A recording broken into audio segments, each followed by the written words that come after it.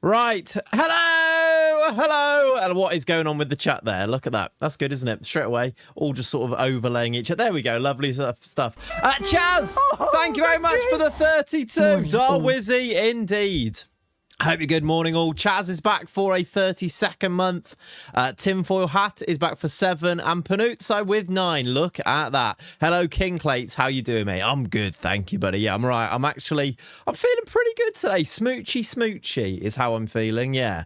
Zyora, Solabadjo, Frogman, everybody. 65 bloody months. What's in the hood, my streamer king? What do you mean, what's in the hood?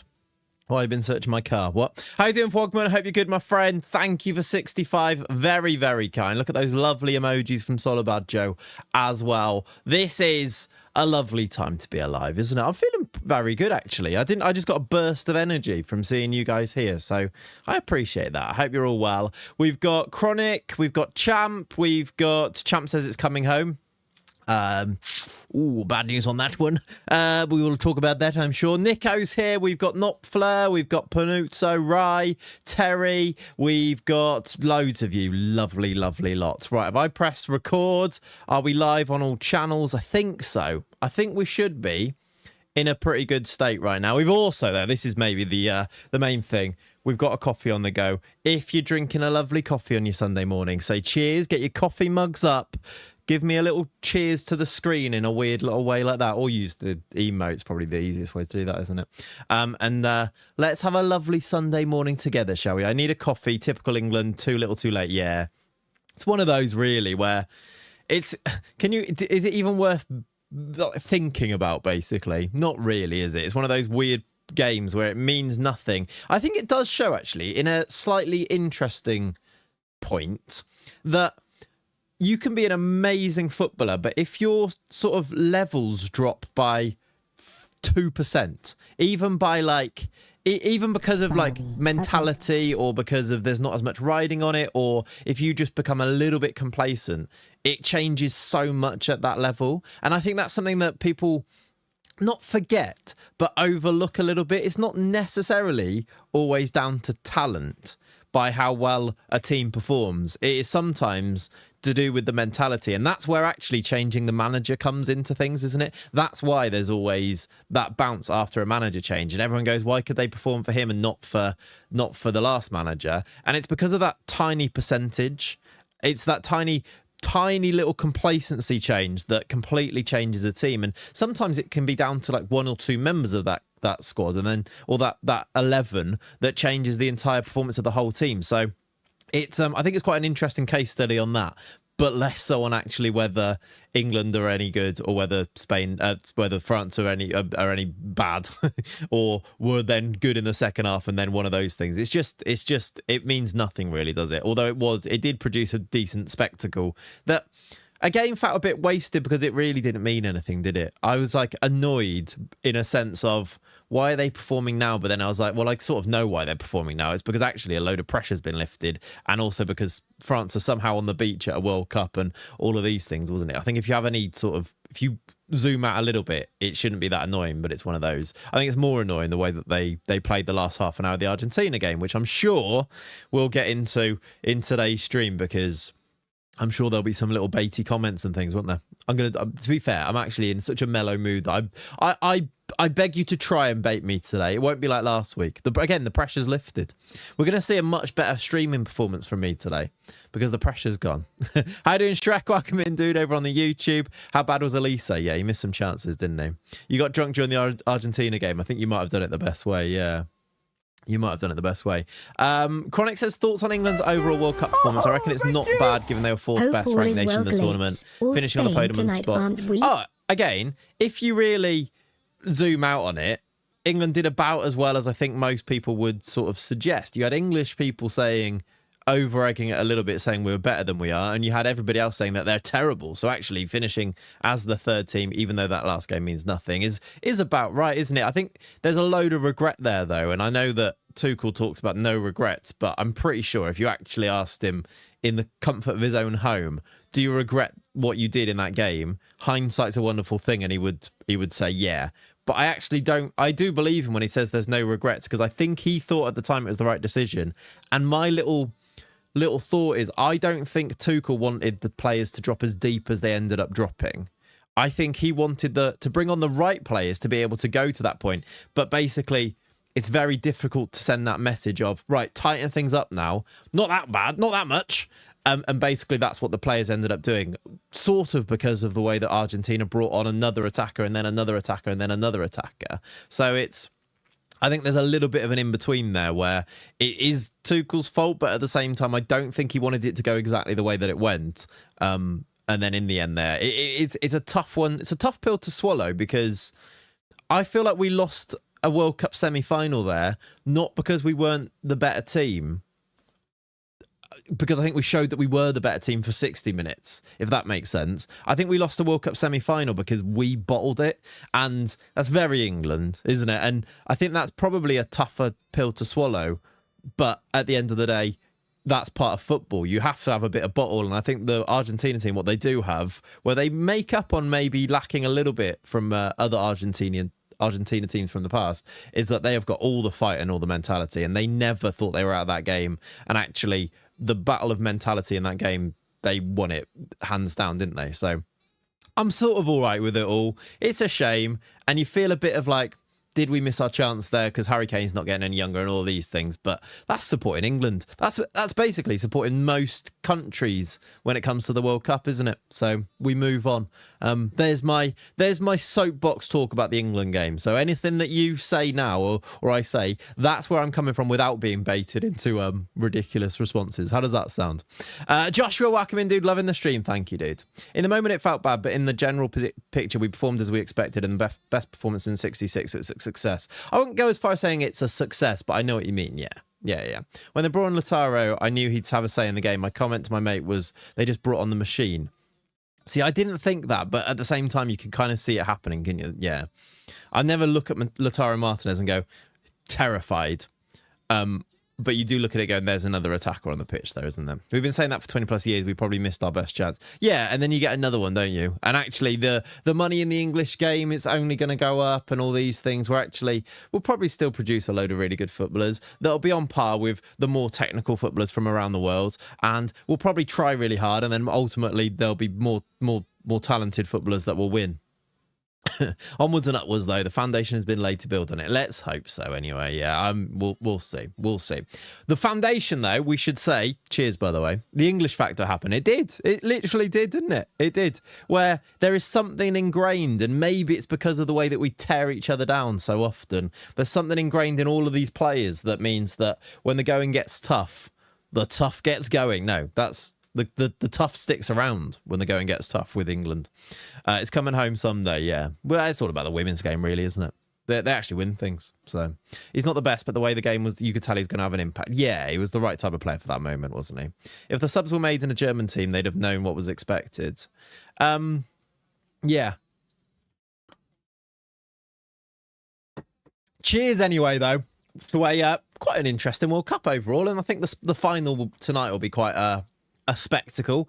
I don't think it'll be as good of a game as last night. It'll be a lot closer, but and a lot more dry, I'd expect. But it'll be an interesting one. Do you think Harry Kane will play the next World Cup? I think he's got a chance. Again, he's another player that isn't reliant on pace, and when his legs go, he'll actually. You can see Robert Lewandowski's still rocking it at whatever age he is, and I feel like he's a bit like that, isn't he? Though actually, he's not that much older than. Younger than Lewandowski anyway, isn't it? We rock him with Spain, though. I think I'd prefer Spain to win, but at the same time, I know there's a lot of Argentina hate because you've just played them, but I don't think I would hate them as much if they hadn't just knocked England out. So I'm sort of like, I don't really care, to be honest. I want it to be a good game, and then it'll be, it literally doesn't bother me which team wins. Maybe with an English manager, it would help with the players understanding what he wants. I don't think that was the problem. I think that's like saying like Tuchel's language isn't there, but they've got a lot of English coaches in that coaching team as well. Like Anthony Barry's there. That was weird when he was crying, wasn't it? So I don't think it's that, everyone. Personally. Smoochy, brats. Right, chat. Let's I feel like we should jump into the game and talk about Football Manager a little bit in today's stream, because last time around, This happened. So if you weren't here last time, we did some transfers as we head into season number 9. I don't know what was in the water. I think I was in a bit of a lucid sort of dreamlike state or something, because I wasn't very well last weekend. And we've signed Darwin Núñez. He's 34. I'm training him as a right wing back currently because I just kind of want to use him in at least one game in that position. We've signed Darwin Núñez. Welcome, Darwin. He's number 67. Kakota! Welcome, Darwizzy. Darwin is a wyvern. He is indeed. Kakota, 70 months, by the way, chat. Get some emotes in the chat if you're on Twitch, because that is an outrageous amount of months for our Lord and our Saviour, Kakota Die. Hey, man, love the work. I have a question about the game. I keep getting the message spam while I skip. Want to know if I can stop them. Keep getting the message spam while I skip. I don't know what that means, Johnny. Can you skip all of the messages? Yeah, there's a setting in preferences which means that you can continue without having to read all of the emails, if that's what you mean. There's a preferences setting for that.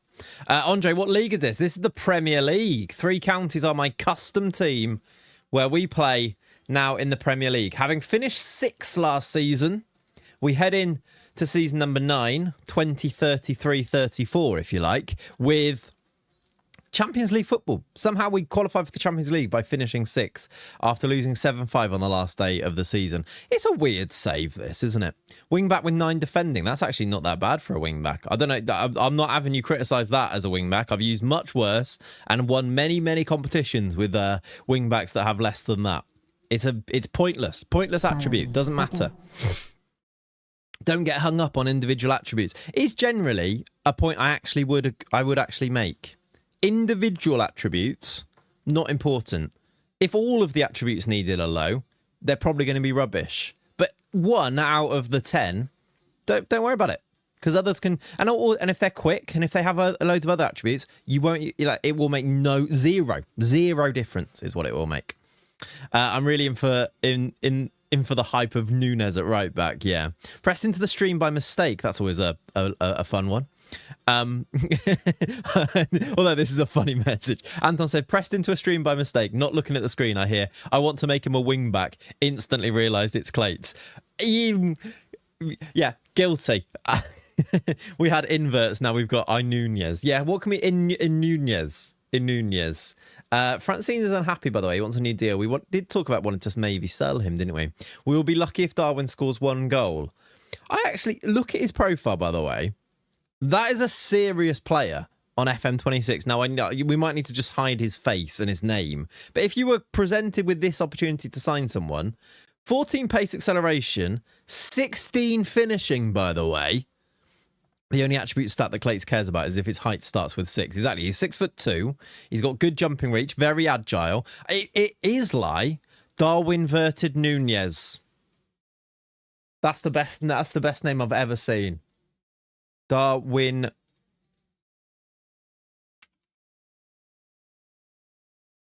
That's it. Ziegerman. I knew there's a reason we kept you around. I knew there was a reason. Why have I said inverted instead of inverted as well there? That's good. I've even typed it wrong. Darwin Verted Núñez. I think it's because of the W in Darwin. Actually, I like inverted now. Darwin Verted. Darwin Verted Núñez is absolutely sensational. And we're going to make him a right wing back. He is training there, although can a player at 34 really pick up a new position easily? Time to drop the mic, exactly. This is him here, look. I've got him training as a right wing back. The other problem is that actually he's going to have to train as a right back after this as well. Tackling and positioning need work, but can he learn it at 34? Probably not, no. This is why we're probably not going to start him there, but I do just want to make him able to play there so that we can use him. Actually, in our general plan, we're not actually planning to using wing back all the time. Ziegerman! Thanks for the gifted Johnny! Gifted a tier 1 sub to Johnny 23122. I don't know why I shouted Ziegerman. It was in the channel.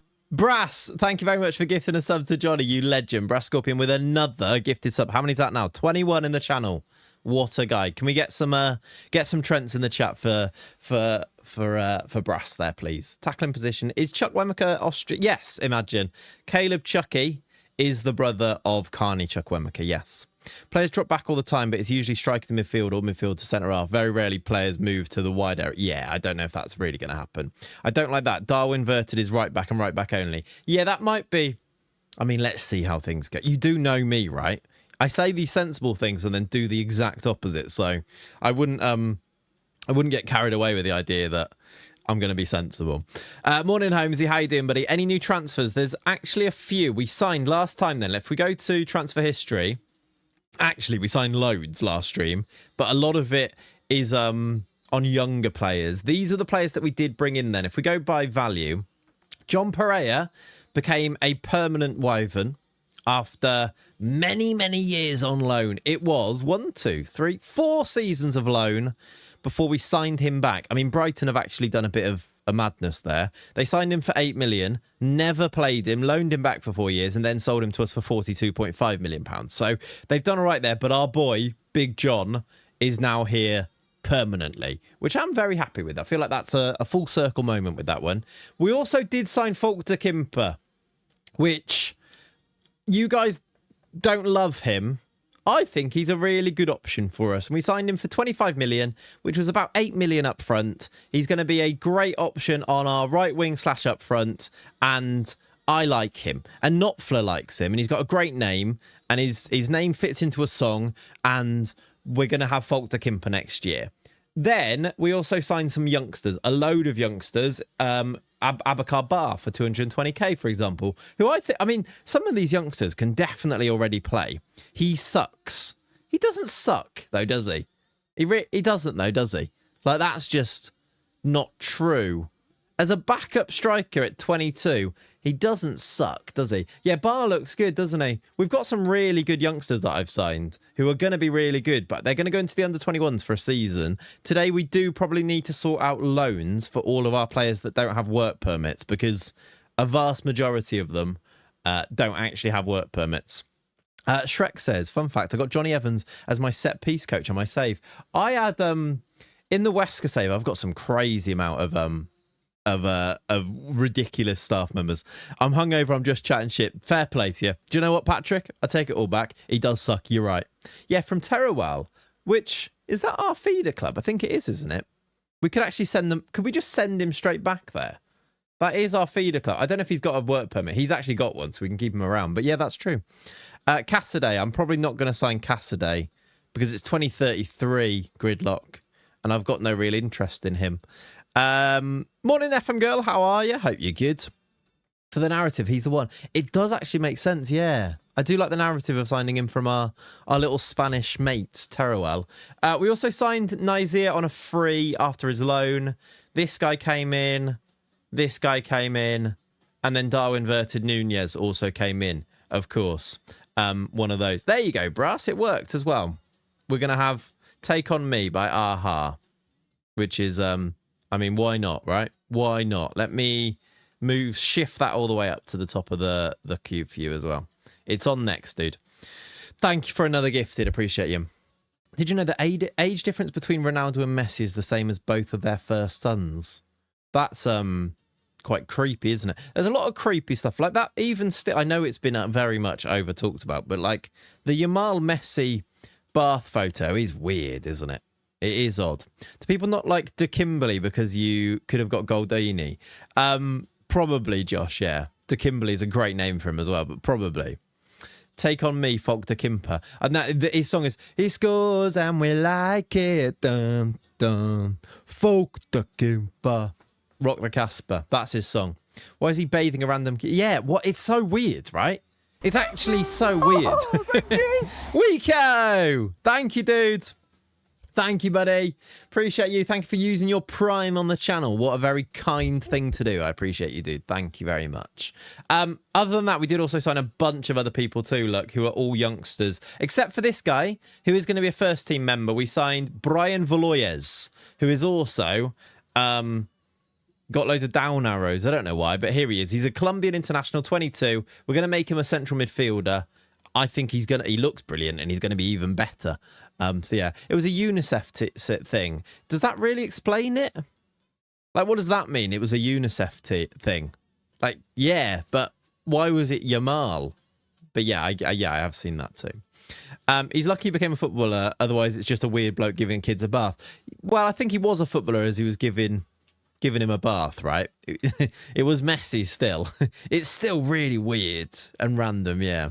Smoochy Smoochy, morning fellow cultists. Morning Clayts, how you feeling? Actually good, thank you, dude. Yeah, I'm feeling a load better, actually. I think I've had a couple of nights decent sleep, which makes a world of difference. I managed to catch up on last week's stream, and it was a bit eventful. It was a bit spicy, yeah. And then we signed Darwin Nunez. But yeah, today we're in a much more laid-back mood, I think, because I'm less ill, to be honest. But yeah, we signed Brian Valoyej as well, who's going to come into our midfield. I did make him a face, but I've not loaded it in, so we need to do that. I also need to get Falk de Kimber's face made up. And then we signed, I mean, look at all of these. All of these guys from 33 onwards, not including Ronaldo Flowers and Guillaume Terrier. These are the January signings of Malv de Meest, Bruno, Peugeot. All of these guys are little signings for the under-21s that beefs us out massively, but you don't need to worry about too much. We've just got we signed a load of children, and we're gonna, if they turn out to be good enough to start games, we'll bring them children hoarding. Yeah, we did some children hoarding, which when they become first team members, we can you can get to know them a little bit after there. At the moment, they look really good. Like, if I just go randomly onto this guy, some of them look like he's 18. He's got good value. We signed him for 58k from Torremolinos. We basically just went round all of the under-20s teams, and I signed up anyone who had low values to bring them in. Because if they're in the under-21s teams or under-20s teams or under-19s teams, we're going to have a good chance to bring them in, aren't we? Children hoarding. Exactly. Just wondering what's the best way in terms of finding and signing quality. Quality, Shrek. Probably transfer room in. Use this to identify players, and then you'll find the best ones on there. So I'm looking for a left-back star player. If I go on that player, it's found me Saba Karabashvili, who is obviously a bit of a wonder kid in FM26, but that's already identified me genuine quality there. That is the way that I would, rather than the normal way of scouting with recruitment focuses, transfer room in is honestly so effective for just finding quality. If you're looking for under 21s though, I really feel like my best way of finding them is to go to the national teams and go to the under 19s and make sure you've got a value column in there, and just look at the values, look if any teams want them, basically scout all of them. Speak to all of the agents, and then just search through looking for them. Yeah. Do you know a day on Venus is longer than a year on Venus? I think if you'd yeah, I've heard that before. Yeah, is what I say to that.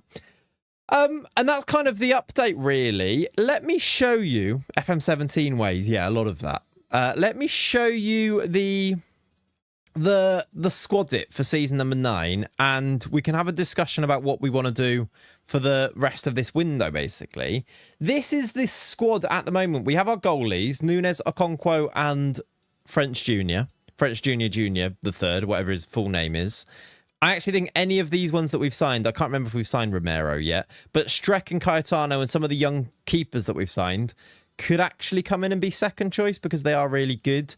But at the moment, we'll just go Okonkwo because he's our boy. And then if we actually have to play him, we can have a look and see if one of our under-21 keepers is better and use them.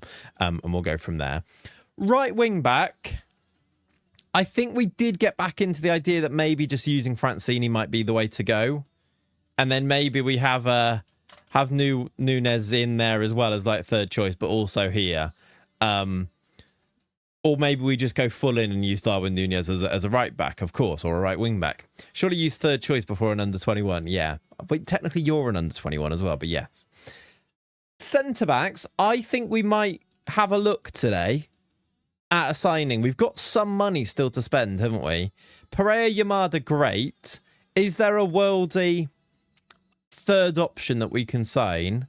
Ideally, that's better than both of these, and then they become rotation. Or even if they just become one of them, the idea maybe, I suppose, the big tall Nigerian lad, I don't know, Suleiman something. is maybe an option there. He's left-sided. He's 6'7", and he looked decent at football anyway, didn't he? So I wonder if maybe that's some way to fill that. I have put in. I still think we should go and have a look at Edson at left wing back after Gorn left. We did say we're going to look to see if there's an even better left wing back option to maybe take Bovada's place. It's not called Bovada; it's called Bovada. But I do like Edson, I think, for the left wing back to come back to. So that's an option.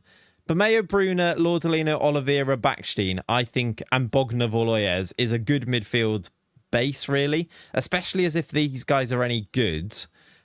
I don't think... Did we end up... We need to make a decision. Why is Francini in as number one? I think Francini's still... What, you mean over Nunes or over Ballantyne? I think he's better than Ballantyne still, based on performances. But we did talk about maybe selling him and replacing him. But we'll have a look at it again. I mean, whoever is the better one out of those two will play. I thought we were selling and buying. Yeah, there's no interest was the issue. Definitely if a bid comes in, we will. Yeah, but there was no real interest was the problem. Mushroom Man, how you doing, buddy? Morning, Clayts and Clout. Big smoochy smoochies to you all, and big smoochy smoochies to the third best football team in the world. Exactly. Exactly. How you doing, my friend? Morning, morning. I hope you're good. I think the midfield... We'll have a look at right back. Yeah, for sure. Midfield, I think we're pretty well stocked there. I don't think we've sold or loaned Luca yet. Let me check it. I've highlighted him, which makes me think that maybe we did get rid of him, but I don't think we did. No. Antic went in. The last sale we made was in... January. Did you notice, by the way, Mbemba moved to Paris FC IRL? I saw like Fabrizio tweeting about him. I was like, well, yeah, he's in our bad. But oh no, hang on a minute. This is I went back, didn't I? We sold Suarez for 16 mil. I don't think we've done anything with Luka yet, right? I could just look and see where Luka is. We do need to make a decision on Luka Radojevic. He's still here, loan listed, promised him a loan. There was interest from Saudi too, but that seems to have gone away. So we'll see. Got to say, I love that you brought in De Kimper, forgive the spelling, but please, is there any chance for Goldoni? My reason is he can be a striker and also play left side naturally. I think we'll have a look at Goldoni. If we've got any money left over... I think we should have a look at Goldoni just as... Like, can you ever have too many? My idea there, if we go back to here, is that if Freddie Lopez could go, signing Goldoni here basically gives us... It gives us 9, which is too many. But it gives us 3 in each position. But really, we're going to use Dynasty 17. Chucky's not going to be used. Does he become 7th? Maybe. Wasn't he off to back up for Saudi if they didn't get Suarez? Yes, he was. So now that they've signed Suarez, they probably don't sign. That's why the interest has gone away. I think you're probably right. That almost makes perfect sense, doesn't it? I do like the idea of Goldoni. I'm just going to put on here Goldoni and who was the other guy that I mentioned? Big Nigerian was the other guy.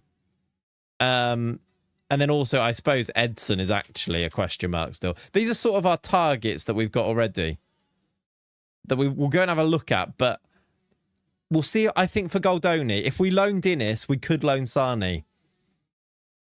And then actually Goldoni can come in for Sani. I just think we need to have him a place in the team at some point. But is it next season? He's really good already. At 19...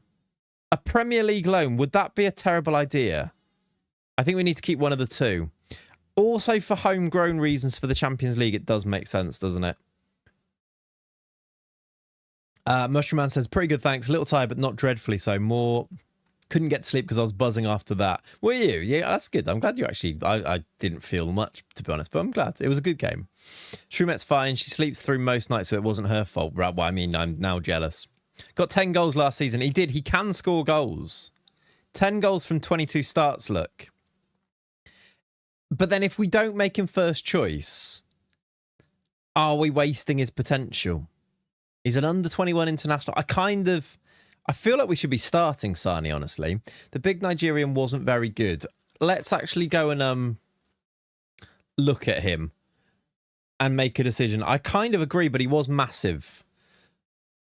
Olamican Suleiman. It was Suleiman. 6'7". He's not very quick, is he? Great heading, marking, tackling. Not very quick, but 20 jump and reach. He's actually not terrible, though. With Champions League game, plenty of rotation. That's very true, yeah. He's truly no nonsense. He really is. He cannot pass. Really bad technique. Did he want massive wages? Was that it? He wants 56 to 74k. He is a 7.8 million release clause signing, though, as well. Thought you were going to type big Nigerian in there. Yeah, no, I was going for Nigerian national team. That is kind of true, yeah. Hey, Clayts, catching up. Saw woman play off against Exeter before stream. I fall a little bit behind my VOD schedule because I got a new birdie. What does a new birdie mean? Is it like a bird, or is it like...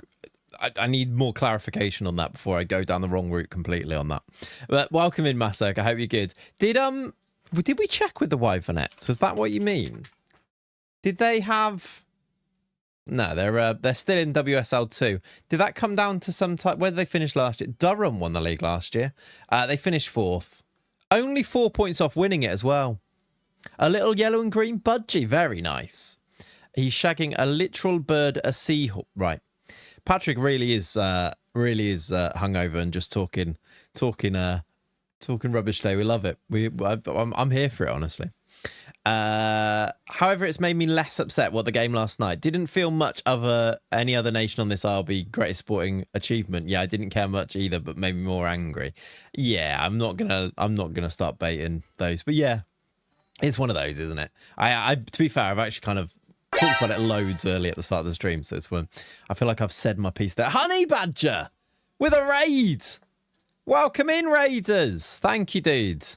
Thank you very much, Raiders. I hope you're good. Thank you for the follow as well, my friend. I hope your stream was good. Were you playing some Football Manager today, I assume? How was the stream? Who are you managing at the moment? Tell us about it. As a Scot, I'm delighted Argentina won in the semi, but if England played Spain in the final, can we be lifting the trophy of Spain haven't been great? Do you think so? I think I honestly, I feel like it's a bit of a toss of a coin. I feel like the England-Argentina game is a bit of a toss of a coin. I feel like Spain could easily beat us, but then I could have seen us, like, it's one of those. I think it does kind of show England were able to mix it with those teams. Winning 2 season tickets, I did see that, Pav. Congrats. Right. I'll come to Liverpool Wolves with you if you want, if you fancy it.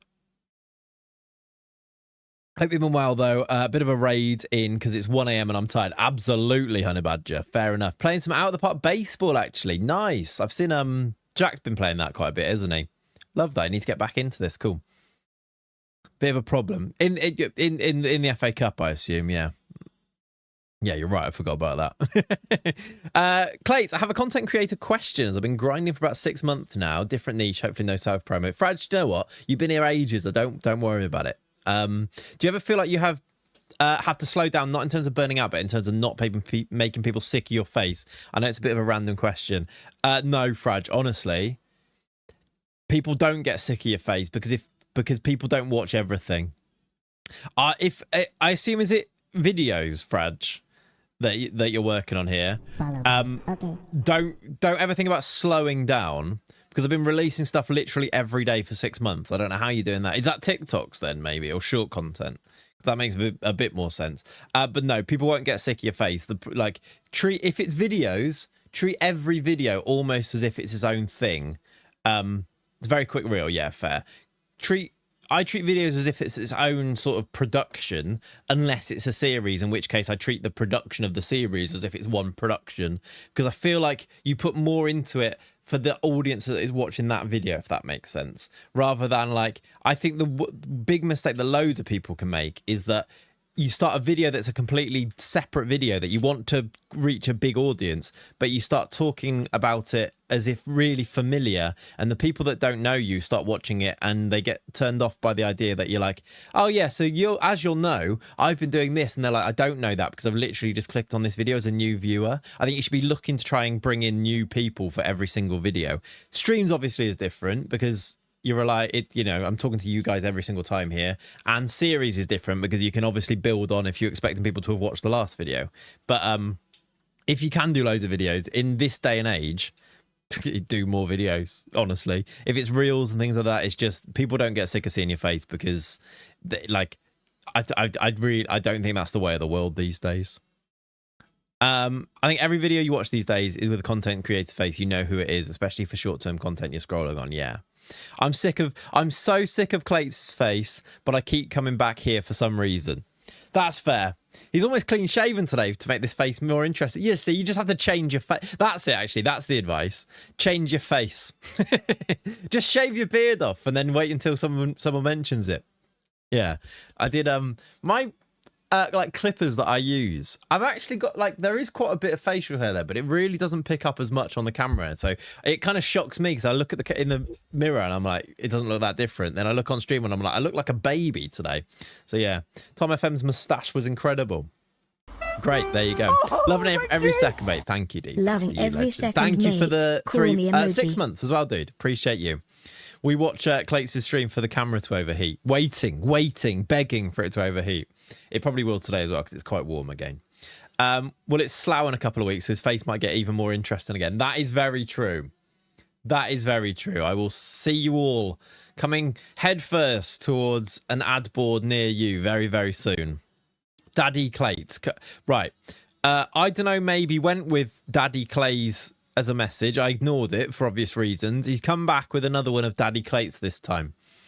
Slough, yeah, the Clayts must have de-aged himself to appear like a child to put his visual maturity in line with me having the Gen Alpha funny number resub.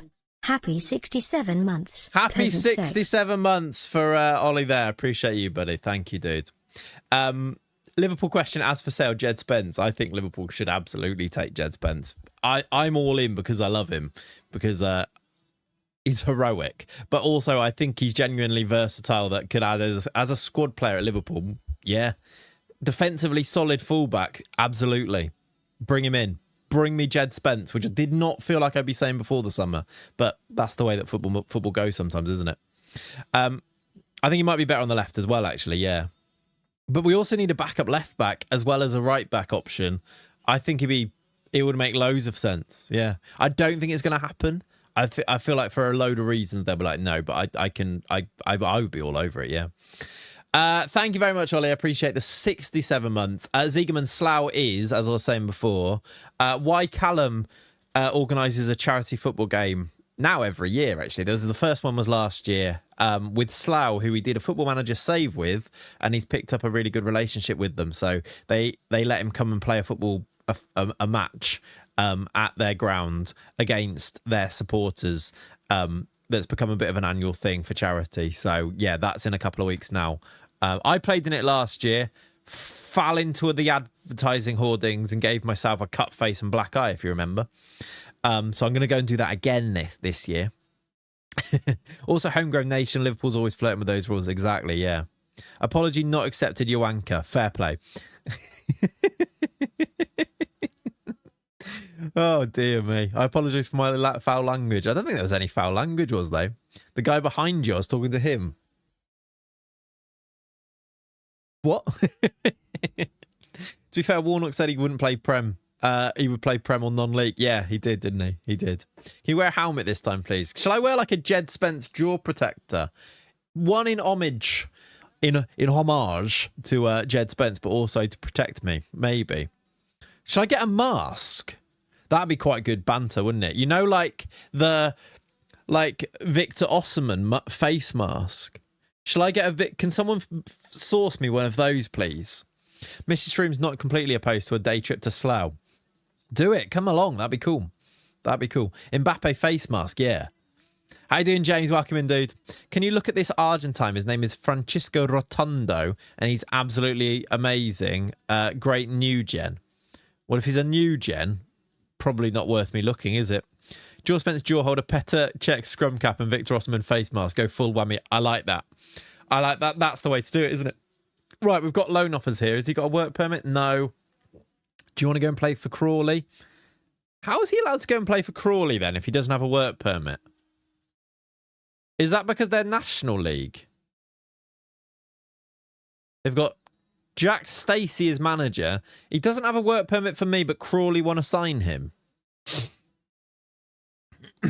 That's interesting. Does Christoph Thierry have a work permit? He does. But he could go and get a squad player, so I'll reject that one. Altamira, important player, doesn't have a work permit, so we can let him go. The mask sorts the face problem just discussed. Yeah. I might have to get a mask. Went to see the Mighty Saints in our first preseason friendly last night. Lovely stuff. How did they get on? It's quite fun that club football's back, isn't it? Oh, and Jordan Henderson arm cast for when you're on the bench. I like it. The thing is, nobody would even understand the banter. I'd come on, like, I'd be on that pitch with all of this, like, safety equipment on. Shall I just come in, like, full, you know, like, big, like, you know, in a film where somebody has an accident and they're always in, like, a full body cast? Shall I get a full body cast and try and play in it? Lop your ring finger off for the Dan Burn homage. That's nice as well, yep. Oh, it's not nice, but yes. Clayts streaming a Pentamask would be fun.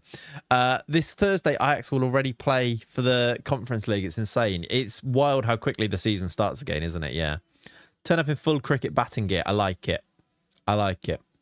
The number of hilarious gobshites with binoculars. Was there actually? Oh, my word. You watched the Grown-Ups again. Watched Grown-Ups the other game. Jesus Christ. I watched Grown-Ups again the other day, and Steve Buscemi is exactly like that. Bodycast with his hands up. Full bodycast. Yeah. I feel like that's how I should play. Right. Now that we did a bit of a plan, let me go back to here. Do we need to set up some transfer rooms in for the players that we're looking for? I feel like we sort of do. These were young. I might cancel all of these because they're not even finding anyone. And let's do some new ones. Gilly suits the lot. You're going to have to get used to it for at least a year, yeah. Clayt's rocking up to the charity game looking like a Robocop with all his safety equipment on. I'm here for it. Where can I donate? There will be links shared and stuff on socials pretty soon. I think they are going to announce it quite soon. I know that I've just basically announced it for everybody, but they'll announce it quite soon for where it's going to be. And also, you can come down and watch if you are anywhere near the Slough area. I would not suggest maybe, traversing the country or across the seas for this, but if you are nearby, feel free to come along. That'd be cool. Jack came to watch last year and he was was it in August? So he was about 2 months old. And I then had to go to A&E, which, wasn't great. So yeah, come along. Right, let's set up. I guess we do a wing back one, but I'm going to look for right back, so I feel like it finds better players. Let's do right backs. Just going to do important player down to regular starter, I think. Let's do... What else do we say we're going to look for? What other position did I say we needed? It's kind of really... Oh, yeah, centre-back, didn't we? Let's do centre-back. I'll do 24 for that. Important player. I don't want, like, old players, although we will have a quick look, I'm sure. We did look at free transfers as well, didn't we? Oops. Are you sure you're not describing a WWE charity match? I mean, it might become that, yeah. Callum was talking about it in chat on Dan's stream last night. There you go, then, yeah. So it's not... I'm not in trouble for announcing it. I'm sure that's not the case anyway. Martinez and Nacho, surely. Oh, the desk. Wouldn't it be nice? I've been playing that save non-stop since, by the way. No spoilers, but I'm still playing that save to hopefully... I want to play enough to be able to record again next week to get another video out for Wesker next week as well, which I don't want to do spoilers, but if you've watched the last one, will sort of be news, if that makes sense. Clayts versus Fence number 2. Yeah, basically. Didn't get the call up, but be a bit unfair on the Slough lads. Of course, Pav. Yeah. Come along anyway, I reckon. Do I want to search anywhere else here? Or do we just want to go and get... Let's just check he's not been sold yet. Do we want to go and get a full scout report on Lorenzo Goldoni? And just keep tabs on him a little bit. You restarted Red Dead Redemption 2, adore that game. Can I be brutally honest with you, chat? I've never played Red Dead 2 all the way through. I've started it, and I get the hype because it's so immersive, and it's like I've also I know what happens in it. I just don't really have enough time for single player games. So I'm not even like debating that it's not good. That is some crime, I know. It's like I've never watched The Sopranos either. I feel like you'd be surprised by that because I like to suggest I'm quite well educated and well across these things, but yeah, no. I feel like I should at some point. I just don't know when I've got the time to actually do it. With minimum spare time, it's quite the commitment. That's exactly it. That's rage bait, right? It's not. I can't commit the time to playing it without resenting the amount of time that I'm spending playing it, whilst also knowing that I would love it. Like, whilst also saying that, I've played Skyrim through like 3 or 4 times. So it's one of those where I'm like, maybe I just need to like actually do it. FM is better, Clayts, isn't it? Of course. Yeah. You only play FM. I'll play GTA when it comes out for a bit. Yeah. It's I don't know. Yeah, but I'm not denying it. I need to. It's bad, but I just haven't. I think I've got to a point where I'm too old and with too much responsibility to be able to give myself the time to play it. Have an idea for a save. You create the Hogwarts football team and dress like Harry Potter. I'm sure you'll have thousands of views. I don't know if that will get loads of views. Wait, what? Stop the stream and go binge The Sopranos right now. Should we do a watch party of watching The Sopranos and play Red Dead on stream? Maybe. You love The Sopranos as far as I've seen it, but can only watch when Mr. Stream is out and also not having anything else on that I need to do or watch. I'm about halfway through season 2. Yeah. Harry Potter banter, nice. Yeah, it's good, isn't it? It's really good. Right. Let's see what those transfer rooms bring back, and then we'll make a bit of a plan. You got yourself Fault to Kimp. I think it's only fair you get us Goldonia. I am leaning towards that. We do have, though, 28 million to spend with no wages. It does suggest that we might need to sell somebody. Maybe that's what we need to work on too. Players like Peugeot, we need to get him another loan. His value's way lower than I thought it would be. We need to find him another loan, I think. Let's offer him out. I thought he would be a bit better than he is. Regular starter. You can go to anyone on loan with that. Red Dead 2 playthrough stream, but you have to wear a cowboy hat. Now we're talking. Still think Big Sompto could do a job in the Premier League. I don't want him. I'm sure he could. I find that I don't follow as many sports as I get older. I think just time just sort of dries up a little bit. Like, you just don't have time to do these things. Like, I don't know if this is a relatable feeling, but I feel like it's always 9 p.m. and I've got loads to do, and then I need to also go to sleep. It's always 9 p.m. Constantly. Why is it always 9 p.m.? and I've run out of time for the day. There you go. Yeah, Zealand did he did Red Dead, yeah. Falovsky, we need to sell this man, don't we? I need to ask if there's any interest. There isn't. And maybe list him and offer him out, I think. I think it's only fair to sort of see if we can sell Falovsky. Oh, yeah, it's permanently 9 p.m. It is. 500 hours in this FM save alone. That's where your time went. I mean, yeah, Freund, that is exactly where this time went, yeah. 500 hours on stream in this save, let alone the other times, yeah. I get it. You can spend times exploring and not do any missions. That's how I want to play the games as well. Like when I play Skyrim, the amount of getting sidetracked doing random stuff that isn't anything to do with the actual missions. They're not called missions, but you know what I mean. The actual quest is ridiculous. Like I'm just going around hunting bandits for no reason whatsoever. But yeah, those were the days. But I don't feel like I can. I don't know when I can find that time to do that now. I played a bit of, because Jack was super young, the Oblivion remake, and I was like, this is the best. I love it. This is so much fun. And then just stopped. How many times, I think, when you become an adult, do you do something that you're absolutely loving and then just never do it again? Because whatever reason, I don't know, I think life happens. How you doing, Does? Welcome in, dude. Hope you're good. No signings this stream, no. A lot of discussion about signings, but no signings yet. Let's No one wants to sign Luca anymore. Let's offer him for a loan, I think. Hopefully he's going to play football in it and do that. Getting a few squid for the big mulleted pole would be good business. It would, yeah. We'll see if we can get him out or not. I also think, did we decide to try and sell Freddie Lopez? There is no interest at the moment, but I feel like I don't love him. Weirdly, he's a star player. I'm actually going to make him not a star player and see if he... Okay, he's already upset with that, but I don't think we can make him a star player. And I kind of feel like we should try and get some money for him. So I'm going to list him.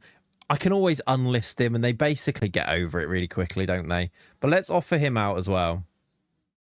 Did you try the new mower on your noggin? Talking of which, did I miss a lawn update? No, I've just had a shave. There isn't actually... You can get a lawn update. I don't know if anybody else's is really struggling, but it's been very hot. Any UK-based people, it's looking pretty good, but it's also... I feel like it's holding up... You can't see that. It's way too bright. It's holding up well for what is essentially a very dry patch of time. So those are my lines. That's my lawn. But we are very much trying to water our way through a very dry patch, and we've got a bit of brown in there, and a bit of yellowing, which is going to happen. But I'm going to get through it, and then I'll get some wetting agent down, and then hopefully when I give it a big water, we can bounce back a little bit. But we're doing all right for a tricky time. Luckily here, no hose pipe ban at the moment, which obviously helps. But yeah, did I miss Blazing, by the way? Thank you for the 1 year from Blazing. I missed your resub completely, dude. I apologize. Very, very bad of me, but I appreciate you, dude. Thank you so much for the continued support. What a dude. Let's just transfer list and can I do unspecified and do unspecified? Yeah, it's still hot in the UK. It's been hot we've had very little rainfall for about 2 weeks now. I think it did rain a little bit last night, but yeah, still hot at the moment. Got a football tournament, so need to go enjoy, get Goldoni. I'm pretty sure we will, to be honest. But yeah, BEA beautiful. Luckily, no ban. Have had one here all week, and it's all browner than a cricket square. Yeah, exactly. It does go very brown very quickly. Don't panic. Basically, get loads of water in it afterwards, and it will bounce back. If you can maintain it during, even better. But yeah, I think it's going to happen. If you look around you go to anywhere that's not like massively watering, and you're like, oh yeah, that's yellow, that grass. So yeah, it's one of those. 17 and raining in West Germany. Sounds nice. Although I'm not going to ask for it. Happy Bronze Medal Day. How you doing, Breezy? Happy Bronze Medal Day. I assume you're changing your name to M Bronzy in celebration, right? I feel like the chat would appreciate that. Hope you're well, my friend. We are the third best team in the world. You'll never sing that most of the time. It's our best ever World Cup since 1966. You never sing that as well. I don't make sense. I just noticed this guy isn't training as a centre back. Let me do that. And Bruno, let's train you. I don't think I need to. You are a midfielder already. Let's see what happens with those offers out. And then have a look at what happens with those transfer rooms in, and then go from there, I assume. Let's go a couple of days. We're at the end of July. Oh, we've got offers for Folovsky. There you go, then. That's good. This made you lol. Let's have a look, Bagpuss. I mean, yeah. That's basically what happened, isn't it? It is, yeah. Better than Thames and Kent, but yeah, only just. Bloody Anglian water, yeah. I assume with a hose pipe ban, can you not just fill up watering cans and do what you like? Like, how do you get fined during a hose pipe ban? I've never been an adult during one. Do they check your water usage in terms of like amounts and fine you, or is it if they see you using a hose pipe? Like, because I feel like the chance of that is it basically if your neighbours rat on you. Like, what's the what is it? How does it even work? Freezing here in Canberra felt like minus 9.6 this morning. Wow, that's crazy. They do, I think, and if neighbours dob people in, yeah. But if you just filled up a watering can loads, You'd be like, oh, no, but I'm just... Is that... I don't know what the rules specifically are. It might be different per one, yeah. You get grassed up by your neighbours. Ironically, it's about being grassed, yeah. RIP the mullet. Yeah, we've got offers then for Falovsky. They are as follows. Both transfers, both with future instalments involved, which isn't particularly great, but we'll see. Old man message, put the watering can in the shower, catch all the water, use it in the garden. That is... Yeah, but then would that, like... I suppose that is the way to do it, I suppose, if they check water meters. How you doing, Joe, by the way? I hope you're good. That makes sense. If you're allowed to just use the tap loads, though, could you just not just do that? Soapy water for the plants. Well, do it, yeah. You have to bear that in mind a little bit. If you're disabled, you can register with your supplier. I think there are exceptions and exemptions, aren't there? Yeah. I find it quite dystopian, but it's a really old school thing, isn't it? Yeah, anyway. Reject the Rakow one. This is leftover, but yeah, actually, this is leftover bathwater. Saying that to your neighbours. Do you think reject this one because it's not as good, or because we want to send him back to Jagiellonia, which is where he went on loan, I think, for a season, didn't we? Selling. I mean, I can't even negotiate these, so that one's not as good. So let's reject it anyway. 3.7 now. No wage contribution, rising to 6.1. I think I'm okay with that. Move to Scotland, only get 2 weeks of sun. No hosepipe bans here. Yeah, you've got other issues with things like getting grass to grow there, though, haven't you? But yes, going to buy a water butt and put gutters on my shed. I've actually noticed loads of people around here have got big water butts like out the front of their houses. So I wonder if that's sort of into it.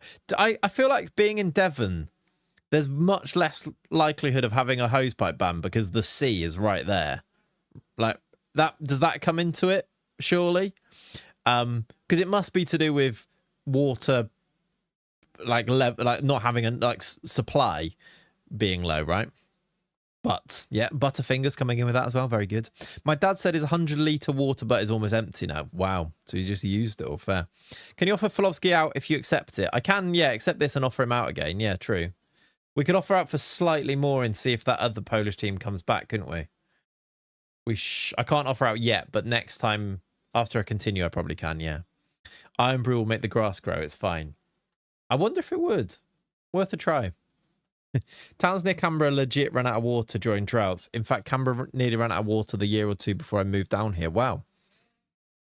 Yeah, I guess that's where it comes from.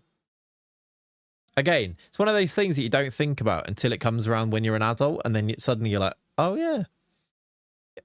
Like, hosepipe bans were a massive thing in, like, the 80s or something, right? And to think we started the year with, like, 100 days of rain. We did, didn't we? Yeah.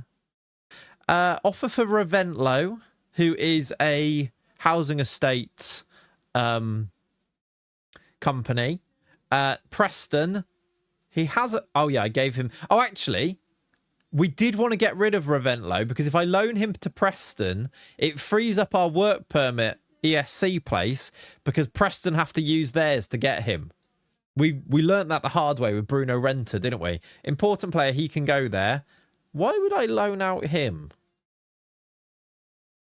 He's not loan listed. And he's a first team player, but sure. Sheffield United, you can take him. Lopez is upset because I made him a non-star player. What can I say to him here? He's angry. And you don't like Freddie Lopez when he's angry. You're getting sold? Follow me. Okay. I'm like, I don't know why I'm claw holding that coffee mug there. That was weird. Same reservoirs, more houses, water companies boring up to their eyeballs. God, I'm boring. Is that's the actual reason? It makes sense, yeah. So, but all right, then. As the boring answer professor in the chat, Joe, is there likely to be hosepipe bans where there are places near the sea? Because I assume those reservoirs of water and the ability to get clean water is much more easy to do where there is much more supply of water. Yeah, I'm trying to get rid. Is there a thing where I can say I'm Is it just to say this to him, Ollie? Is that what you're saying? You're not part of my plans anymore.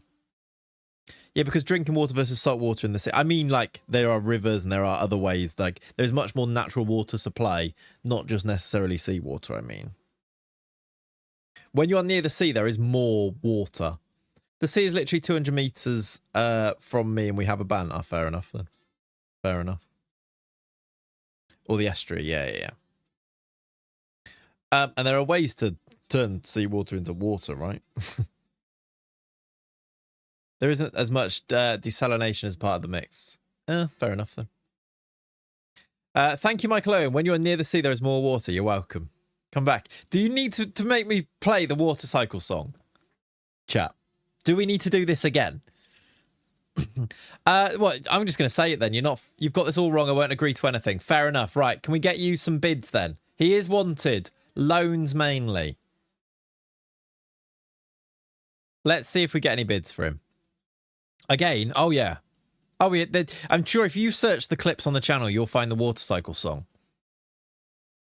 Would a loan be awful? No. I think if we loan him to a Premier League team, I think we're okay with that.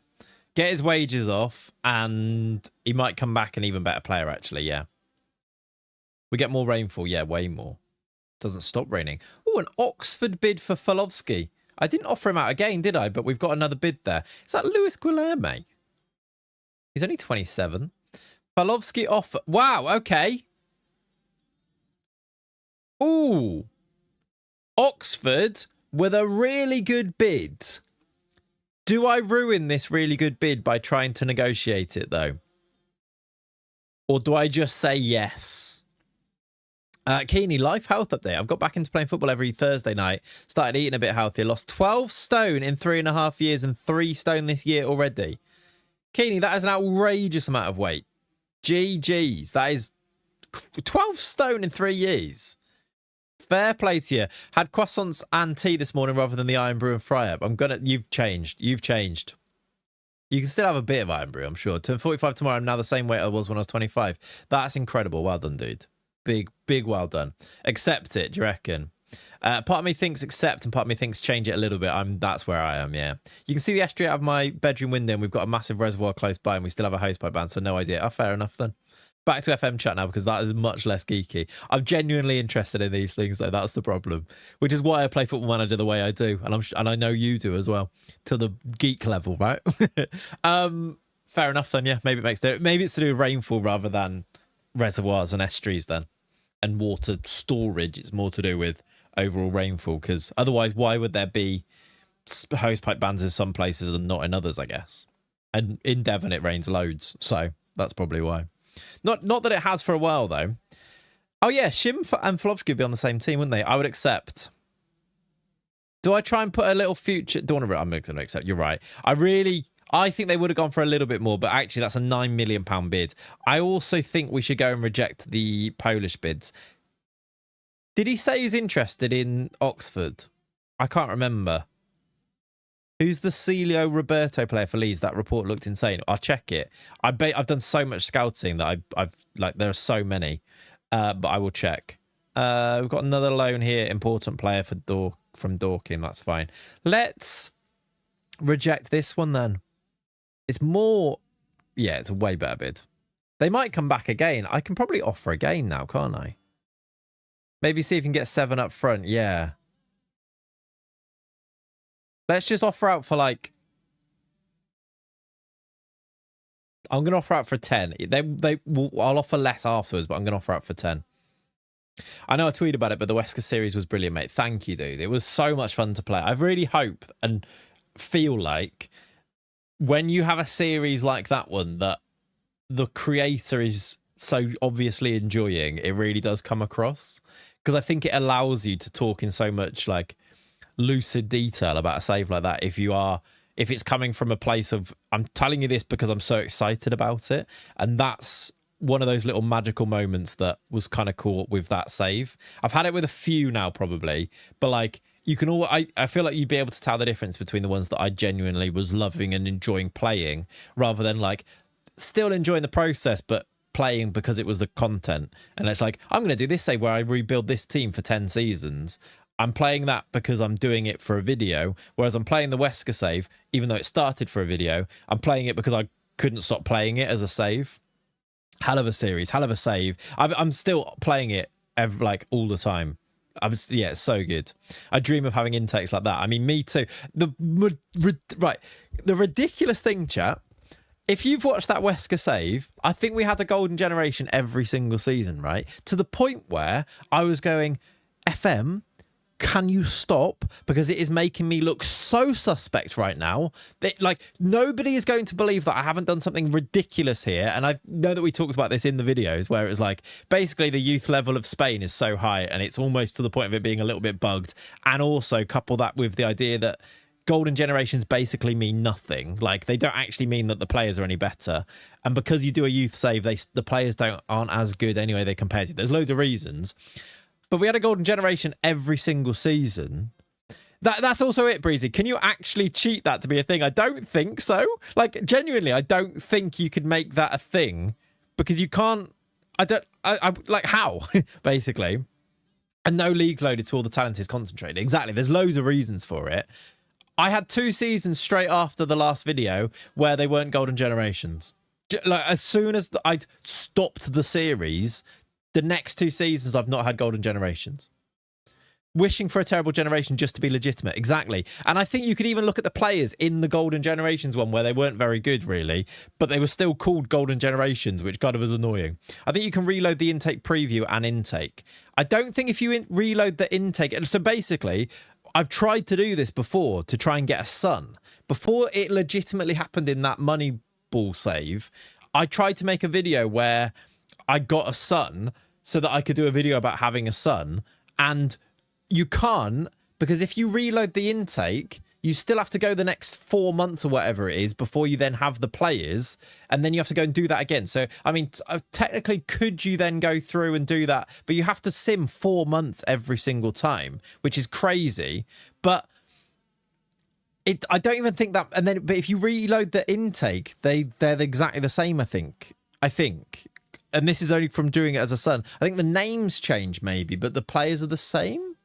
But yeah, no disrespect to other creators, and I know they get numbers, but Rebuild's Moneyball don't engage as much. Enjoyed your stories and stingers as they're different. Yeah, I think there's a different type of there's different content there, isn't there? And fair play to that. Like, it works, and there is an audience for it, but there's also a different audience that engage in a different way from different types of stories like that as well. The best FM YouTuber is Proudy, true OG. I love Proudy. Great goalkeeper as well. We're Proudy fans here, so don't worry. And I mean, you've added of course Clayts, which, you know, fair play. So Jesus Navas, exactly. I can't believe people are trying to get rid of him. You've just realised the nickname. What do you mean, Darwin Verted Nunez? What? That's not a nickname. If you go to his birth certificate, that is his full name. We just always called him Darwin. His full name is actually Darwin Verted Nunez. And he's actually a right wing back. Why has he not picked it up at all yet? I guess we've not played any friendlies yet. I can register players. I guess I should do that as well, shouldn't I? We can register 20... Oh, no. Yeah, 25 max. I don't need Persia in the squad. Let's put Darwin Verted Nunez in. I can put Freddie Lopez in, even though he's probably not going to be here. Oliveira. I won't do Persia yet. We will do Nigeria. Let's do that. I've seen people score past Proudy. I'm not convinced it was real or just a dream. I've seen people score past Proudy as well. I've also seen him make ridiculous saves. Proudy's the worst FM player, but an absolute legend of a man he is, yeah. Did somebody say, what was that Leeds? There was a scout report, wasn't it? Celio Roberto. He does look good. Could he be a right wing back? He's 23. He's a centre-back. 5'11". He's a bit expensive, to be fair. You've had a save reload on me. Save point was day before intake day. First save before reload had 4 elite prospects, but after reload, only 2 elite prospects, named all the same. Oh, interesting. But were they actually the same, or was it the intake was different? Like, did the players, if you were able to check would they have had the exact same current ability, potential ability? That's the difference. Bit of an experiment with the save point. Names of the same proposed potentials were generally random. Interesting. When was that? Because I feel like that's not been the case. It wasn't last year anyway. 9 passes, not great. He's also too expensive, I think. He's a Brazilian international, though. Does he hit the potential? Maybe not. Yeah, he's a bit older, isn't he? That's true. That's true. What do you think about the Rodgers signing? It's a lot of money. I think that's it, isn't it? I think it's a lot of money for Morgan Rodgers. Like, too much money, but also to Chelsea, like, I don't know, it's a weird one. I'm not sure he's exactly what Chelsea need either, to be honest, but he's also quite good. It's quite a fun little system that they could have there. If you have like Cole Palmer and Morgan Rodgers in behind João Pedro, it's quite good. Was that a new bid? No, it's the same one. That's the one we accepted. Jack Beaumont on loan. Let's do that. Yes. It's in the top 5 most expensive transfers ever. That's wild, isn't it? Yeah. And I feel like, you know how everyone's like, yeah, but that's just the going rate these days. I kind of feel like it wouldn't be if clubs just went, no, that's way too much. We should not pay that. But clubs are like, oh, it's the going rate. We'll pay that. If Arsenal walked away because they didn't want to do over 100, fair enough, I think. Rodgers signing is a financial cheat. I think there might be some in that. I would not be surprised, Joe, if we now see, and whether it's Jackson or whoever it is, I would not be surprised to see Villa sign another player, as you say, go the other way for what is also way over the price that you'd expect it to be, and suddenly both teams have got a massive sale on their books, and it frees up a load of PSR. Villa have done it before, haven't they? Villa literally did it with that who's the youngster that they did it with Everton with Tim Iriabunam and the other guy, where it is basically cheating. They did it with Chelsea as well, yeah. So like, I would not be surprised. Yeah, Philogene as well. It's just, then they actually, I know that like Villa are massively hamstrung with it's not even called PSR. It's squad spend percentage, whatever it's called these days. I would, yeah, with Matson and Kellerman, yeah, Amari Kellerman. Why did they cancel that? Oh, they don't have they couldn't use their ESC place on him. Right, fair enough. Also, a 9-week injury for Gil Balde's not great news. I feel like there needs to be some type of system in place to stop clubs from doing that, but at the same time, Villa are kind of are in the horrible opposite of a sweet spot of PSR, what is now squad cost ratio. Exactly, that's it. Which affects them, it affects Newcastle, and I do feel for them until I see their fans start talking about it, where I'm like, yeah, but you've kind of taken it the wrong way. Like, their arguments is that they need to get rid of any spending restrictions at all. I was like, well, no, that's not actually what you want. That's not what anybody wants here. I agree with you, Villa fan. I agree with you, Newcastle fan, that exactly where you are as a club, with lots of money that you can spend, but restricted to what you are able and allowed to spend, is really frustrating. And yes, it does put a ceiling on what you can actually go and do. I would also argue that when they do get a chance to spend money, when they spend it on terrible players for way too much money, that doesn't help things either. But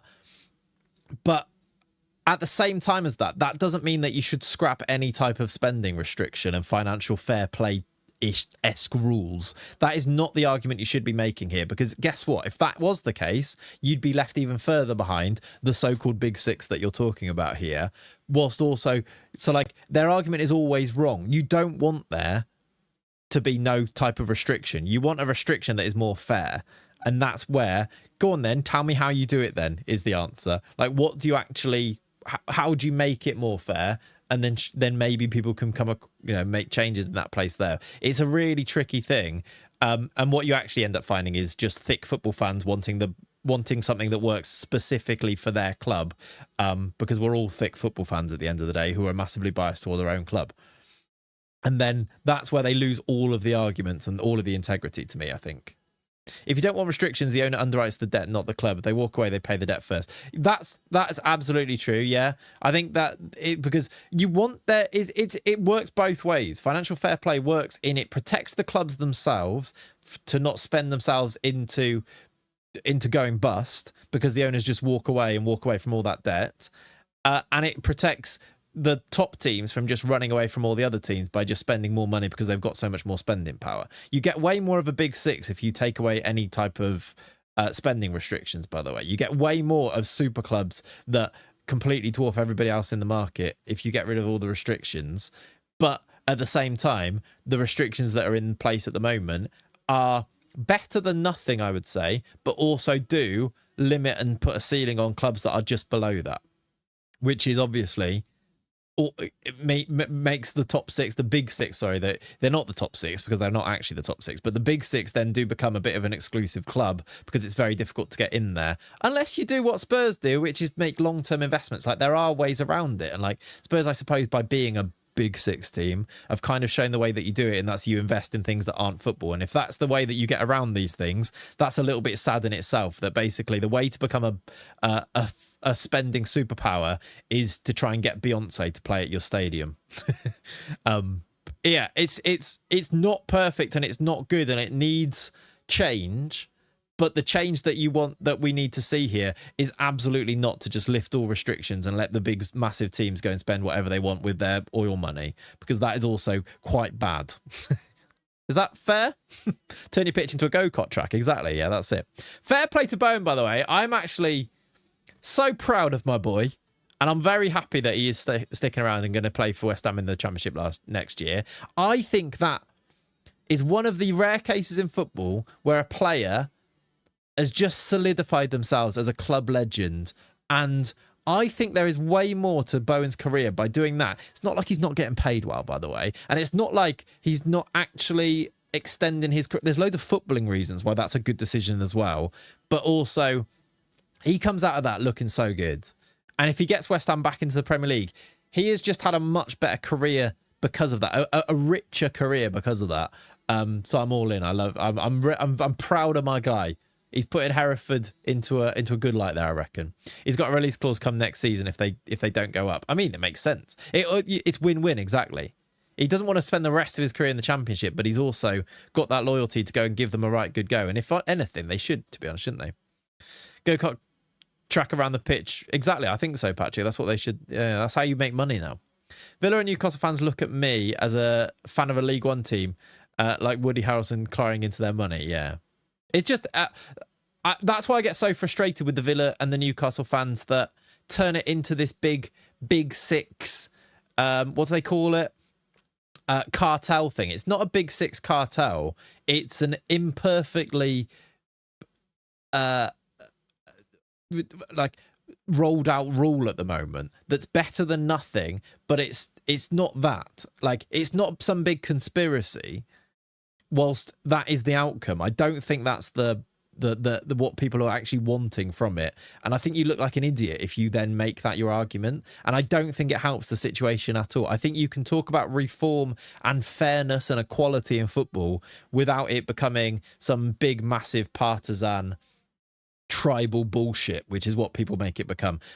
Not just with not just with this, with everything in football, right? There's always nuance that people in 2026 completely miss because it's just, that's the way that you're not allowed to talk about football unless you're doing it in a really extreme way. Big football hates little man who's actually still actually a big man. Yeah. You're also yeah.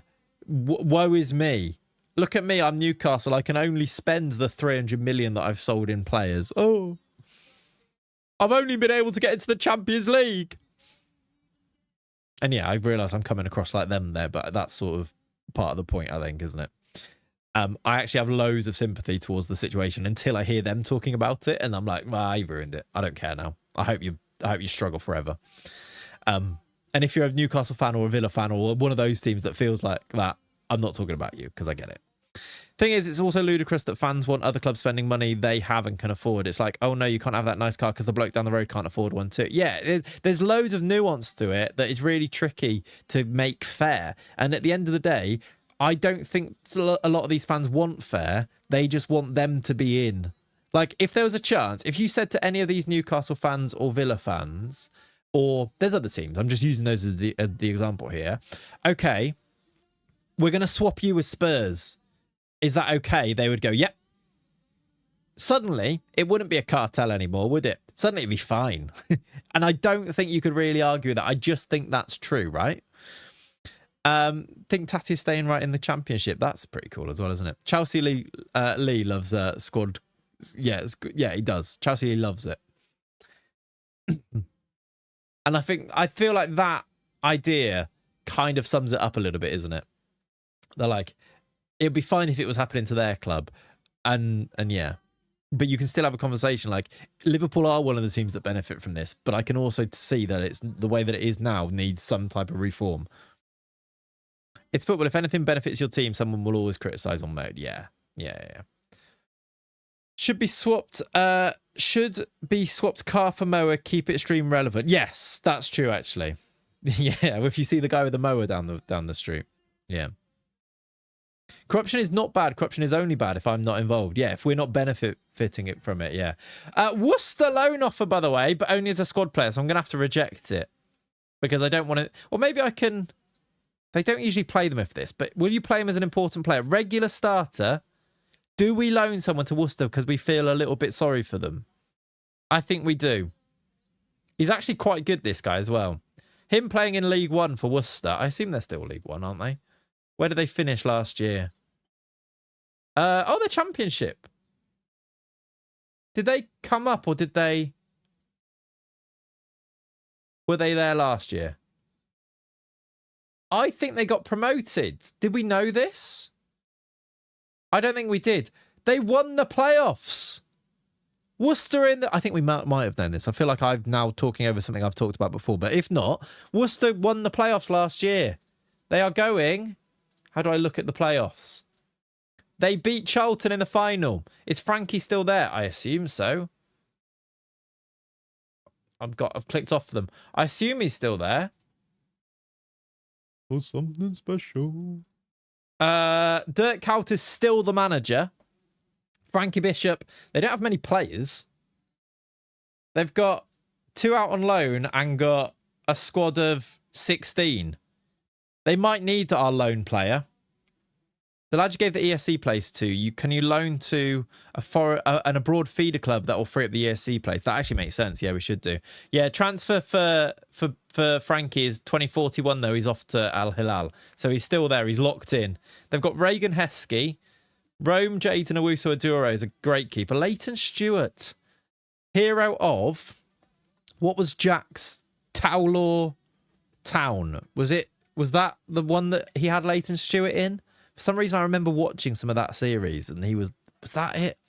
Back in the day. What a save that was, by the way. No wonder they want our children, exactly. How good is Frankie Bishop? He's actually not that good. He's all right. He's probably barely championship level, but of course I need to scout him. He's got value, so maybe. Yeah, I saw Reagan Heskey off to Cologne or to Germany in real life. That's quite a fun one, isn't it? What about the Wyvernettes? Wyvernettes did not get promoted. They finished 4th. So they're still in WSL 2. Yeah, he's actually their level now, yeah. Which is maybe why they're drying up a little bit. Have they sold a bunch then? Why have they got no players? No? Excuse me. That Simpson Pusey is also at Cologne. I think it's a really good career move for a young English player nowadays to go and play in the Bundesliga. I think it makes complete sense. I realise I just missed a couple of actual football conversation messages on the spending thing. Freund said, furthermore, club owners always want to get back the money they've spent, which is ultimately paid by the stadium goer and the TV viewer. Spending more only makes the situation worse. Of course, yeah, the more they spend, the more that they want back again from that, which is why prices go up and tickets. And the money in football is a very... it's a horrible, and it's only going to get worse as well. I think we've seen loads of it in the World Cup this year as well. It's one of those. Newcastle can spend money. The problem they obviously have is being able to convince players to join. How many have they missed out on in the last few years? Yeah, exactly. And they don't want to join because also they've snookered themselves in that situation as well. Why would you, if you're this isn't actually a hit piece at Newcastle because I think they've been a little bit unlucky with a few things too. And it must be horrible to be a fan. But why would any young footballer now join Newcastle if not for their career move to be, I'll join Newcastle, I'll get the chance to play in a competitive team there. We might go and play in the Champions League for one season, then not be in it the year after. There's a bunch of really good young players there that have now all left. And I will be able to get a move to a bigger team across Europe. That's why a player would move to Newcastle, right? They would move there because it is their gateway to go and get themselves a big move. That's how you get players to join you. That's why players join Brighton, because when it comes to it, are they allowed that big move? Yes.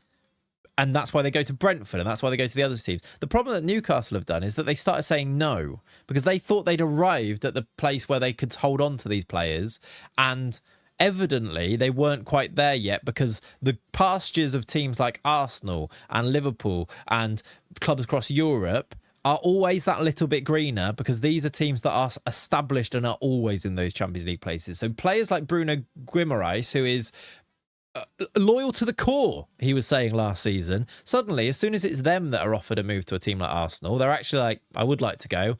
And we've lost Isak, and we've lost Tonali, and we've lost all these other players. What you need to do if you want to be able to attract the right type of players that for a level like Newcastle is that you actually need to open the doors and say that when they do want to leave, they can go, because guess what, there's a revolving door there, and then we'll bring more players in. Like that's the way that you make this work. And it's a horrible situation that it is tricky then to move on from. But Liverpool, in my lifetime, have been exactly that. We were that club that you had to basically say your Sterlings, your Coutinhos, all of these players, that if they got to a certain point, that you weren't a destination club. They would be able, you would be a step along the way.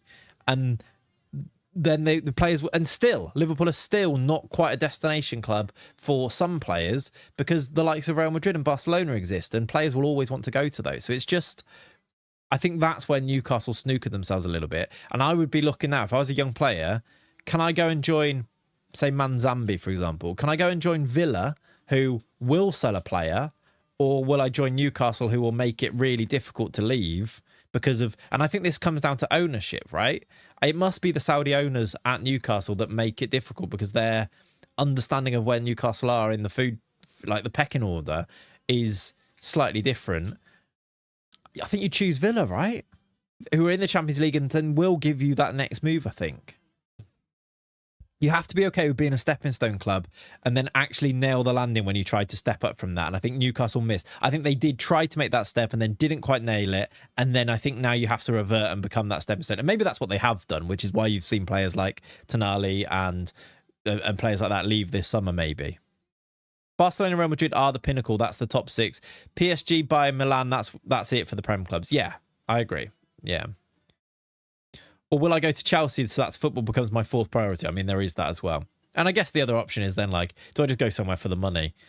It's one of them. I think sometimes you have to have your ducks in a row a little bit though, of what are you trying to do here? You definitely choose Villa in that scenario, right? Yeah. And you put Villa and Newcastle on the same type of, like, they've had the same problems and they've been on the same level. And I feel like Villa are just doing it a little bit better at the moment, whilst that next step is difficult. But then Villa, they're in the Champions League again. They finished fifth. It's one of them. One of them. Finished fourth, sorry. Right. Numbers. Volker Kimpany's a number. 23. Voloyes needs a number. He likes 11, but I don't want to give him 11. Let's give him... Does Luca keep the number 10, by the way? Probably not. We probably need to change that, but I don't like when he leaves, maybe. I don't want to take it off him. You can have 18. You can have 22. You don't need a number. You don't need a number. Let's do that. Darwizzy number 2. Did I give Darwizzy a number?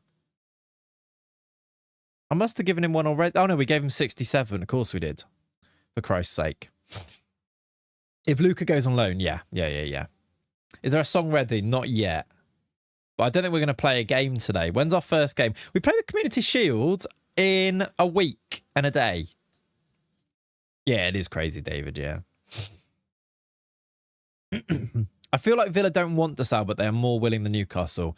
I think what they've done, and it's evident. I don't think they want to sell either, but I think they are able to give these players new contracts because they're putting release clauses in the contracts and then trying to keep them secret so that they're not advertising the fact that they want to sell them. But players know that there is an out there, I think. Like Tielemans having a 35 million release clause in his contract looks crazy, but at the same time, it is probably the reason that Tielemans signed that new deal rather than start going looking. And that would have been before they then finished fourth last year and were much better type of thing.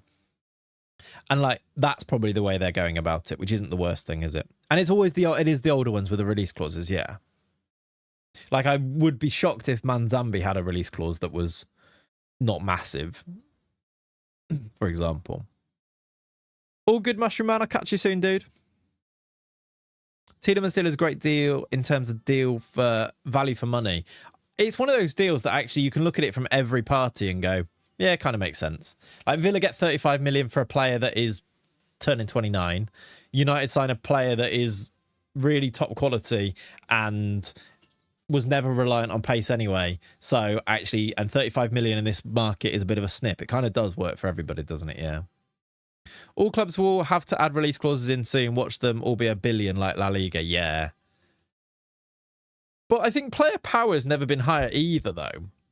Where players, I don't think, would necessarily accept having these sky-high £1 billion release clauses. I think they'd want one that is realistic. Because I think more and more and more players look for exit strategies and think about their career as a whole. And you have agents who are plotting their course way more than before, because agents are like, if you don't get this big move, I don't get my big payday. And yeah, you can sign a new contract, but listen, if you go to a new club, I get paid loads and you get weighed in, and this is what we should do. And there's more and more of that in football, isn't there? Obviously, it's been a thing forever too. Phil with Newcastle, if you look, they have or will profit on players they sell, but they're paying big money for second, third choice players, and that never works. Like second, third choice players that have like down their list of players that they wanted. But then what choice have they got? They need the players to replace the players they've sold, so it's tricky. 29, 1 year left, and probably not signing a new contract. United get a Champions League player for a cheap price. Exactly, yeah. It works. It works. Cayetano to Chesterfield. Off you go. Diego Lolly is gone. I'm just going to check. Under 21s that don't have work permits, all of these guys I need to get out. He's got bids. He's got a bid. He's got a bid. He's wanted but doesn't have a bid yet. Let's offer him. I wonder if I can move any of these to... Do you want to go to RFC Liège? Important player. Oh, look. I didn't know that was a thing. You can send a player basically permanently to an affiliate club if they don't get the work permit. If Sergio is sent on loan until his work permit is granted, he will initially go on loan till the end of the season. This will be extended on a yearly basis until he is either granted a work permit or his contract expires. That's quite good. I like that. Let's see if he will go to Liège, and let's maybe send a few of them to Liège. You've got a bid. You've got a bid. Tenorio needs to go as well. Yeah, I've not noticed that before either. Star player as well. They might say no to them because if they're going to be star players, they rarely actually want to go there. That explains the gag. It does, Festa. And I just didn't notice it. That's why Gagliotti is still on loan at Liège. Because he didn't get the work permit. So he's stayed there for another season. You're so right. I've never seen that before, but that's great. It makes all the bugs worth it. Do you know what? Someone needs to do a tweet. We need to take it all back. FM26 is fantastic. How you doing, Connor? Welcome in, dude. That is a cool little feature that I didn't know about as well. I like it. By the way, chat, if you're watching on YouTube and you haven't already, could you do me a favor and drop a like? It's free and it doesn't really affect you in any way, but it helps me loads and it would I would appreciate it. So thank you. Not bugs, hidden features. Yeah, yeah. I mean, that's very hidden. I mean, it's taken us till 9 seasons of this, say, for me to find it. So, oh, look, Chesterfield. You're going to Burton Albion. I haven't looked at the transfer rooms in, so I feel like we should do that now as well. Maybe also, I think I might go and sign that Edson for left wing back, unless there's a good one. that we can find. Squad player's annoying. Will you do important player? You'll do regular starter. That's fine then. Right. Oh, Goldoni scout report. Leading Premier League, very consistent, can improve slightly. It's quite good. Anyone else think the Trossard move is weird? He's been a really important player at Arsenal. They just let him go. How long did Trossard have on his deal? Because I agree. Like, he's very clutch for them. And he feels like a really good squad player. But I wonder if it is sort of another thing where I think Arsenal have gone quite close. They've actually spent quite a lot of money on the sly. And I wonder if it's like selling a £17 million player basically opens them up to be able to spend 60 million this summer. And I just feel like it might be one of those where like they bring in this Zolis guy to replace him in the squad. And they don't have loads of players that they're actually able to sell. And I just feel like it might be that. But I also agree that I'm relatively happy to see him go because he was annoyingly quite clutch for them, wasn't he, Trossard? And he played a lot of football last year. Like, started a lot of games in that title-winning team. But it's probably just that, to be honest, isn't it? And then I wonder if he's got if he doesn't have loads of time left on his contract and he's not going to get a new one because of his age and because of his status in that squad, it kind of just makes sense to sell as well. Not just that tubers, you can also hype it to make it stand out in the algorithm. You can actually, Terry. I've seen it a few times on my videos where they've been hyped enough that it gives me like a notification that it's on like a list of hyped videos. So yeah, if you're on mobile, you can do that on YouTube. You can hype videos, which I think actually does make a difference. He did only have a year left, then that's it then, isn't it? Yeah. Still weird to go to Turkey to get the head. Yeah. Yeah.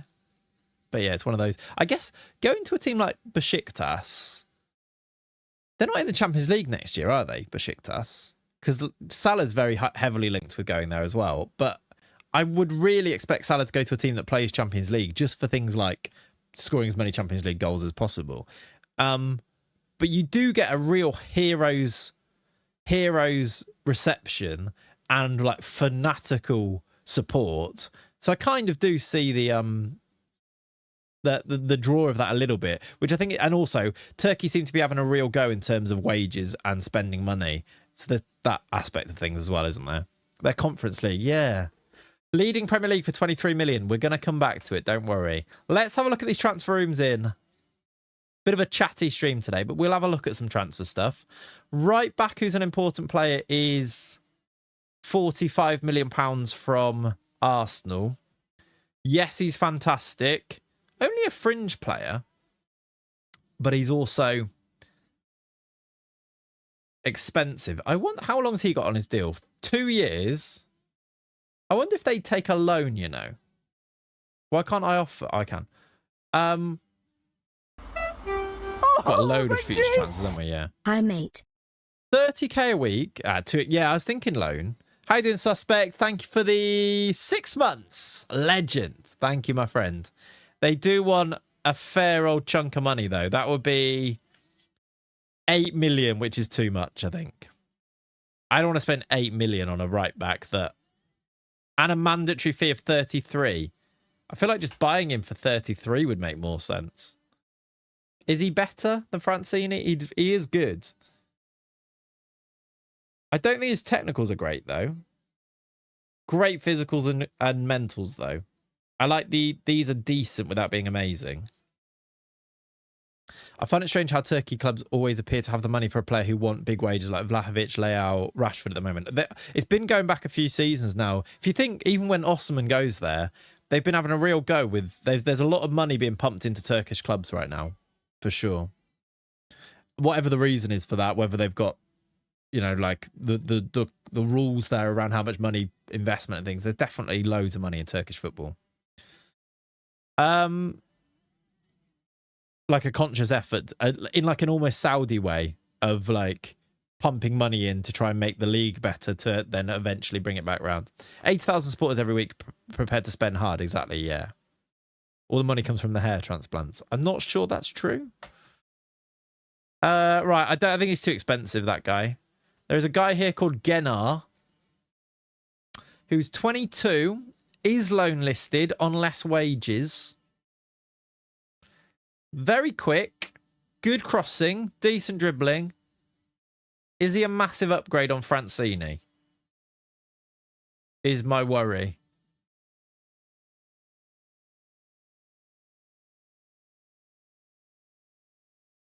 It's quite the same. Bit better aerially because he's 6'2". Same sort of speed, mentals. I don't think it's worth spending loads of money, basically. And it doesn't look like we're going to be able to sell Francini. And if we did, his value's much lower. So I don't think that makes sense. You saw an interview with Kazim Riches where, or you mean Colin Kazim, I think you actually mean. It says it's very different out there. Like, you don't get the money on time, but you do get it eventually. Why does that feel about right? Yeah. Every club has in-house dentist barber. Right, we're straying into slight racial profile stereotypes here. So let's just swerve that a little bit. Whether he is or not, your call on the squad and what you think with it. That's true. I like to pick up a bargain, though. I just don't think that guy's necessarily a bargain. Let's look at centre-backs. This is the star player option. 73 mil. 6'4", though. Wanted by Barcelona. If this guy's a worldie, do we bring in... He doesn't look like a worldie. I expected way more green attributes. Now, some of these obviously could be. He's German with a name like Bueno. Half Spanish. He's also not fully scouted yet. So let's fully scout him. Early signs where he... Oh, my word.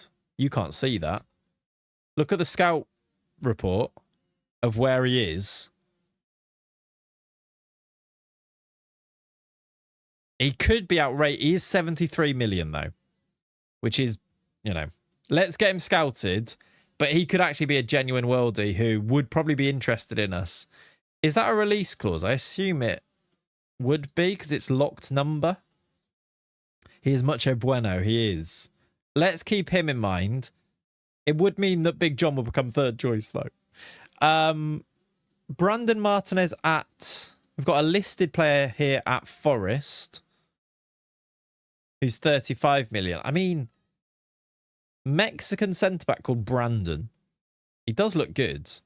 He's got some weird attributes that are very low, like 7 first touch, 8 passing, but like super high green attributes in other places. Very no nonsense. I don't think I want to spend 35 million on him. But I do quite like the profile of like a no nonsense Mexican as our third choice. Kind of like that. But I don't think he's worth 35 mil. He's a leg breaker defender, yeah. We've also got Lee McDonald, who is English, a bit cheaper. Again, why can none of them pass? Good header of the ball, 6'2", fast. Mexicanovic. That's what his name will become in your save, Ollie. He's a killer, yeah. Lee McDonald, meh. He's called Lee. That's boring. Any more? And then Daniel Pozo, 5'10". You know my thoughts on that. 7 to 9 jumping reach, even though he could be really good. He's also really expensive. And then this guy's quite cheap, but he's a very real player. Cassiano Chiala. He's quite cheap and does look quite good, but probably not. Daniel Bozo, yeah. I'm going to say... no to those lot. There's 4 here, though. There is a guy called... I've scouted this guy loads. 6'3", Belgian, called Ni Yuming, who is second nationality Chinese, 17 jumping reach. Again, cannot pass. Every good ball-playing centre-back is in FM26 is a converted DM. I think you're right. Or they're short. I think if they're big, can't pass. Like, finding a big centre-back that can pass seems not really that viable, does it? 24 in real, get rid. 23 in new gen, sign him up. Yep, those are the rules. There is a Wolves centre-back called Razia Steed Jackson. Cannot pass. Find a DM and make him a centre... do you know what? I'm actually going to search for a DM, let's just go important player 23 and just see if there are any DMs that we could retrain. I really like that. You saw in another streamer centre back with 16 finishing, really? Yeah, I think we do look at DMs and just see what comes up there. I did once rename my ball-playing CB Libero DM to Frenchie de Jong because he looked like him and his original name fit the speech pattern. Stefan Baron. Frenchie de Jong is outrageous work. You should be ashamed of yourself. There is Tim Schmidt. No, that's not his name. Tom Schmidt, 5'10", 29 million. And a cheaper guy. This is more like our type of work here. Can't pass. No nonsense. Why are they all no nonsense? You're right about Turkey. They have very low taxation, so net salaries are large, and the top clubs have total debt immunity. So the government not only ignores their debts, it often subsidizes them.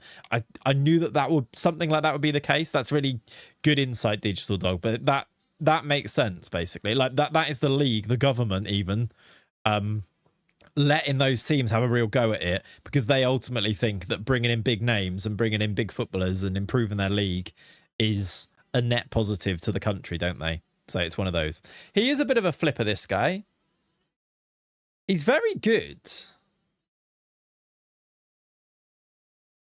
Government here have deal with clubs for tax codes. Yeah. Yeah. So it makes it a really interesting place to go and play football because you get paid loads, basically. The physicals are outrageously good. And 9 passing isn't that bad. Vision's okay. First touch is actually okay. What do you need? You need... The composure's a bit low. This guy is maybe right on the cusp of being usable. I wish he was 19 and not 22, but for 15 million, I actually think he might be worth it. He's been at Dinamo Zagreb his entire career. 15 million. He's on super low wages. And he's called Nick. Nick Milasinovic. I think he might be quite good. I think we should sign him, chat. There's worse options, but I want to see how good the German is. I also agree with that. Do I have full scout on this guy? I feel like I do. Let's fully scout him again, though. Actually, yeah. I like the idea of Bueno just because he is a genuine worldie, isn't he? I don't know how we'd afford him. We would need to sell somebody. But I think that Croatian makes a lot of sense. I should actually add him to a shortlist, shouldn't I? So that I can find him again. Let's go season 9 shortlist. German makes you consistent Champions League level. I think you're right. And I think in the squad, we love Big John.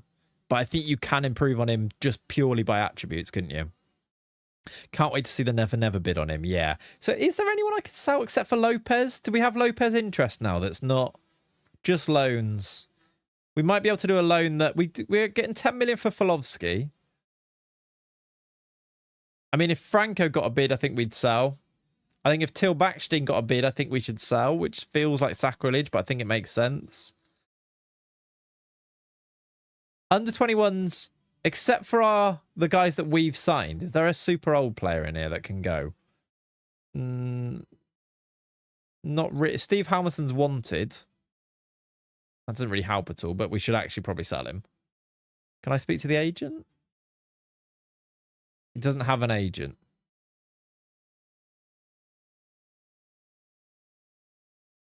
Right.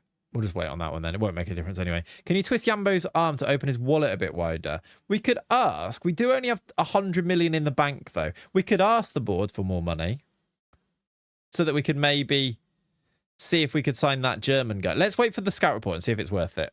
Like, just see how good he is, which I am kind of thinking he might be really good. Count the thousands up and hope to get millions. Exactly. I'd ask Yambo to sign him. Yeah, we could do that. That would be quite... I mean, I think he'll say no, but it would be quite nice. Also, yeah, clauses. We do need to check those. Good shout. The moment you bid, there'll be another 10 teams to come in. For that Croatian guy, you're so right. They would, wouldn't they? That's a classic case of that. No interest. He's been at Zagreb his entire career. We'll put a bid in, then everybody else will as well. Christopher Gorn, we can get 500k for. We're due another 600. Has he played for them yet? I guess not, because the Season's just started, right?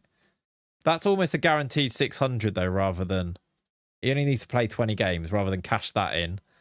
Antich, we've got another 500k, which isn't great. 20% of profit though, so we might as well take that, I think. We're also paying his wages for ages. Only 2 million in clauses, yeah. Does that say that somewhere? I feel like I'm going to take the 500k from him. Wired straight back to them, yep. Literally, that can just pay for his wages now. Yeah, is Magai interested now? His value's fairly... Who would you do? N'Golo Magai or Edson? Is he on my list? Why is there two? That's him, right? I think that's him. Who would you sign here?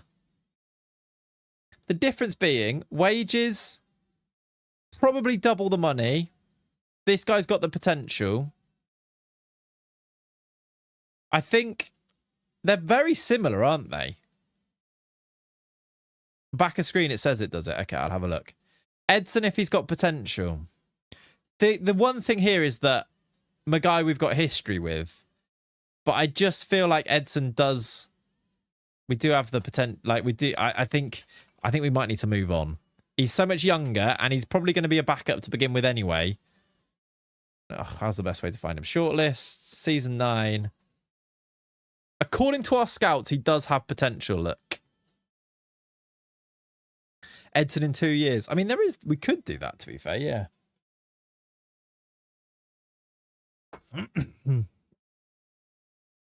Well, not great potential. I think he does have great potential. That's not 3.5 though, Marius. That could be 5.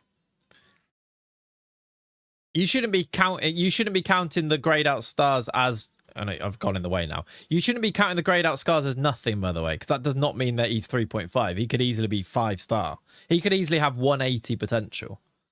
So if you're not including those players, the greys in your thinking there, yeah, don't ever trust them. I do, because it also says Prem standard, not well. This is also one scout, isn't it? Potentially Premier League standard. Maybe you might. I mean, you probably are right on this case, but I also don't think I don't think you can look at that and go, he hasn't got great potential. He's going to be okay. I would compare his potential to, say, Magai's and think he's going to be better. I think you might be wrong on him. As in, I think he's actually got really high potential. If he's a 2.5-star ability at this good, you look at the difference, I think he'll be much better. Adaptability, maybe. Determination's really high, though. I think I would actually guess that he'll be better than you're saying, if I was just to guess. Knock every attribute by 2 and you have a look at a great player, yeah. No, I know you're not saying that, Marius. No. And I agree with the ways that you're... The things you're looking at, where it says Prem standard things, you're absolutely right. My read on it would be slightly different, that's all. Mentals do need a bit of work. Only 19, though. Good, yeah, personality and determination's really good. Let's see if anything else comes through. I think I might put the bid in and just get this one done, you know. I quite like him. I think we've discussed it and thought about it a while now. I can't actually speak to his agent about it, which is weird. Did you set up a DM scout? I set up a DM transfer room in, yeah. If you train his strength and dribbling up, yeah. So 9 million doesn't have a release clause, or does he? He does. Foreign clubs is 14.5. Doesn't look like he's got an agent, yeah. Or I've already spoken to his agent. Which could be the case. Let's do 7.5 now. And then I think if we hit that 14.5, hopefully they'd basically accept it at that stage. If we go over it, 17.5. Yeah, he'll be back up for a year and have time to settle. That's true. I think he looks quite good. And I'm actually now quite interested to see how good he could end up being. Because I think he's one of those where you have to kind of take a punt on it a little bit. Clayts, we need money for centre-back, spending for a left-back. We need a left-back as well, though, Green. Like, we've literally only got one in the squad. Something like that, I think. Let's try a bit lower to begin with, because 14.5 was the release clause, wasn't it?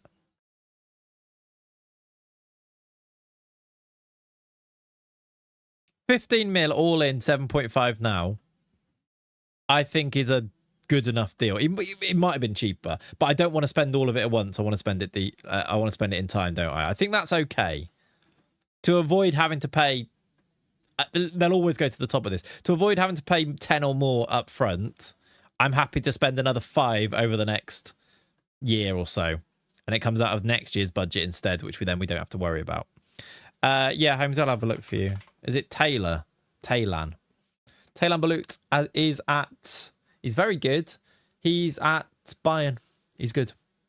Love an instalment fee, always, yes. All right, I think we should do that. We just got 500k for that. Did you say on the clauses screen it says how much you've got to make? Is it just on the recruitment street? Is it on here? Oh, yeah. 3 available to sell of 1.5 million. It tells you here. I didn't even realise that. You're so right. Whoever said that. Take your... I've forgotten who said it, but take your... It's sort of hidden. David, was it you that said it? Yeah. It's kind of a useful thing to look at, though. So we can buy out 1. We can sell up to 1.5 million. I wonder if we've got any that haven't come into play yet that could be coming up soon. Players like... Suarez's one will come into play because we've got 50% on his. Sandoval? That's not going to be one, surely. Antic, we get a bit more money when he scores more goals. There's a sell-on clause of Tanu Gallas. And that's kind of it. Who on earth is Paul London? I don't know who that person is. I've never heard of him. What's Renter looking like these days? Yeah, let's have a look. Follow me. Okay. Thank you for the follow, Svart. Appreciate you. All right. 15 mil, wants 9 to 12k, would likely gain a work permit. Those all look pretty good. Breakthrough prospect is nice. Let's get you down to like 10k with a little bit more when you actually play football. Semi-lock that one in. 10% yearly wage rise is fine. 10 games to 19k is quite high. Let's in fact do that and give you 15. I didn't actually exclude those, so he probably puts them back in. I think that's better than him going immediately to 19k and then it was even higher after 30 games, wasn't it? 15k a week is pretty low in the Premier League. Let's make a signing for today's transfer stream. Meglitch is also in as well. That's good. That's the backup keeper, I think. Was it him? He's another backup keeper anyway. Breakthrough prospect is a great deal, yeah. Jack Charlton Potter trial, fine. Take him. Please make it 5k. That 4.9k is messing with my OCD. Wow, you're going to have to get over it, I'm afraid. I'm sorry. A loan offer for Moreno. Important player. Happy days. Loan until the end of the season. Regular starter, you can go. Why have I got a scout report on Ronaldinho? I don't think I need that. Oh, thank you. How do you do recruitment focuses? Countries, positional regions. Usually by age, to be honest with you. Marius. Premier League 3 counties. How you doing, Tobes? Welcome in, dude. Little update, by the way. Don't you worry. Don't worry. It's all fine. Hang on a minute. Where are you? It's all fine. You're still here. You're still our assistant. And to be honest with you, I've been holding on way too long. There's no way you're good enough to be a Premier League assistant manager, but here you are. Also, why am I Montenegrin again? Anyone born in Ledbury yet in the youth intake? Loads, Tobes. I'm pretty sure if I go to my under 18s, a bunch of these guys will be Ledbury. Bromsgrove. There you go. Paul Fletcher, Ledbury. Basically, where we've got the club set up means that loads of them end up born in Ledbury. Great Malvern. Obviously, there's a few other ones as well. This guy was born in Bermuda. Colin Carpenter. Isle of Sheppey, Great Malvern. Welland. There's another Ledbury. Casey. This guy's French. Ian Smithen, born in Ledbury. Kervin Sandal, born in Ledbury. Can you imagine that? Someone born in Ledbury and they've given them the name Kervin Sandal.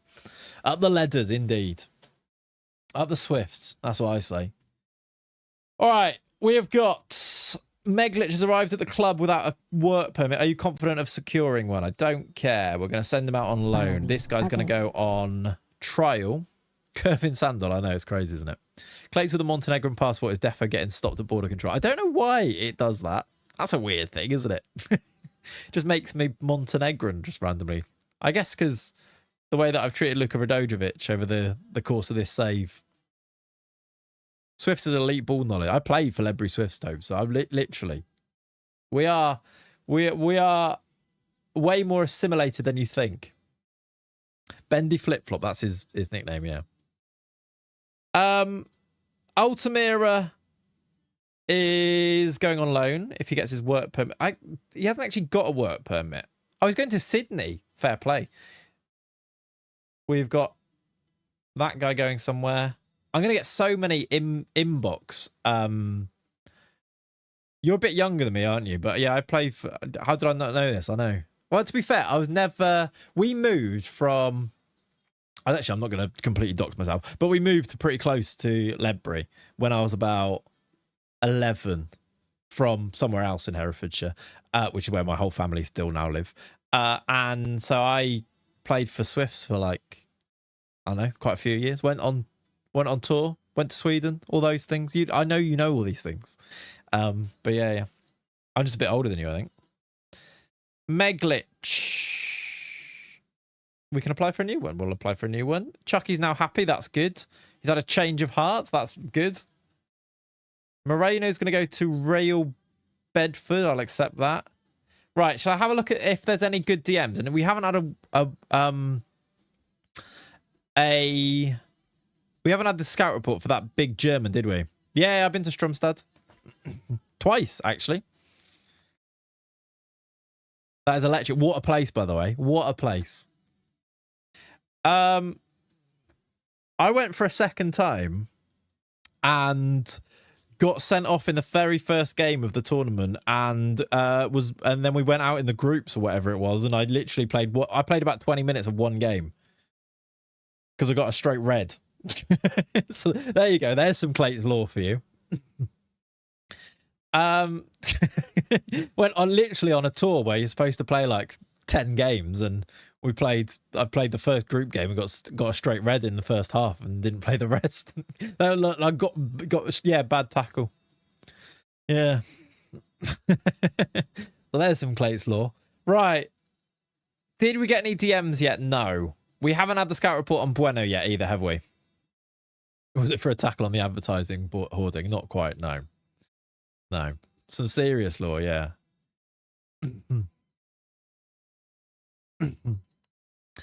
Right.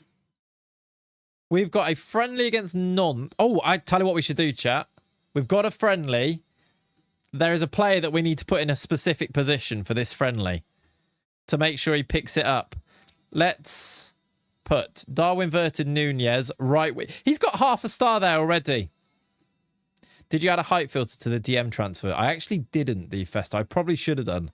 To be honest, none have come through already yet, so we'll have to look for like 6 foot plus when we actually get to it. But yeah, that might be the way to do it. Can you do that on a transfer room in? Can you do height there? Maybe, I don't know. Let's put Falk de Kimper in on there as well. I want Darwin to play at right wing back so that he picks it up. He's got some familiarity. He's makeshift at right wing back. This is happening.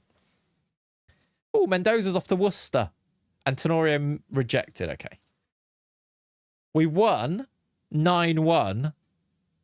Did he play there? No, he played Francine. It doesn't matter. Maybe I did it too late? Usually they do go off the team that you pick. Obviously, it doesn't always, but usually they do, right? It was Francini played there, though. Tobes, you've managed us there to a 9-1 win, look. Terrier scored a hat-trick. Bermeo, Lordolino, Demise, Dasani, Lopez. Nantes aren't that bad to win 9-1, by the way. That's quite cool. Mendoza's off to Worcester. Love that. You've rejected that, so I need to offer you out to somewhere else, don't I? If anything, Tobe should be manager now. I mean, he refused to put Darwin Nunez at right wing back. That's what I do. There you go. Sergio's rejected Liège as well. Okay, they don't want to go to Liège. I wonder if I can get another release. Now that we've got all these youngsters, shall I ask for another affiliate club? Not that it matters, because I asked for one. I tried to choose it, and then it gives me a different one anyway. Yeah, I can't. We've only just got. Was it Liège that we just got? I feel like we need to wait a little bit. Can I improve anything? No. That's fine then. Let's offer you out for loan.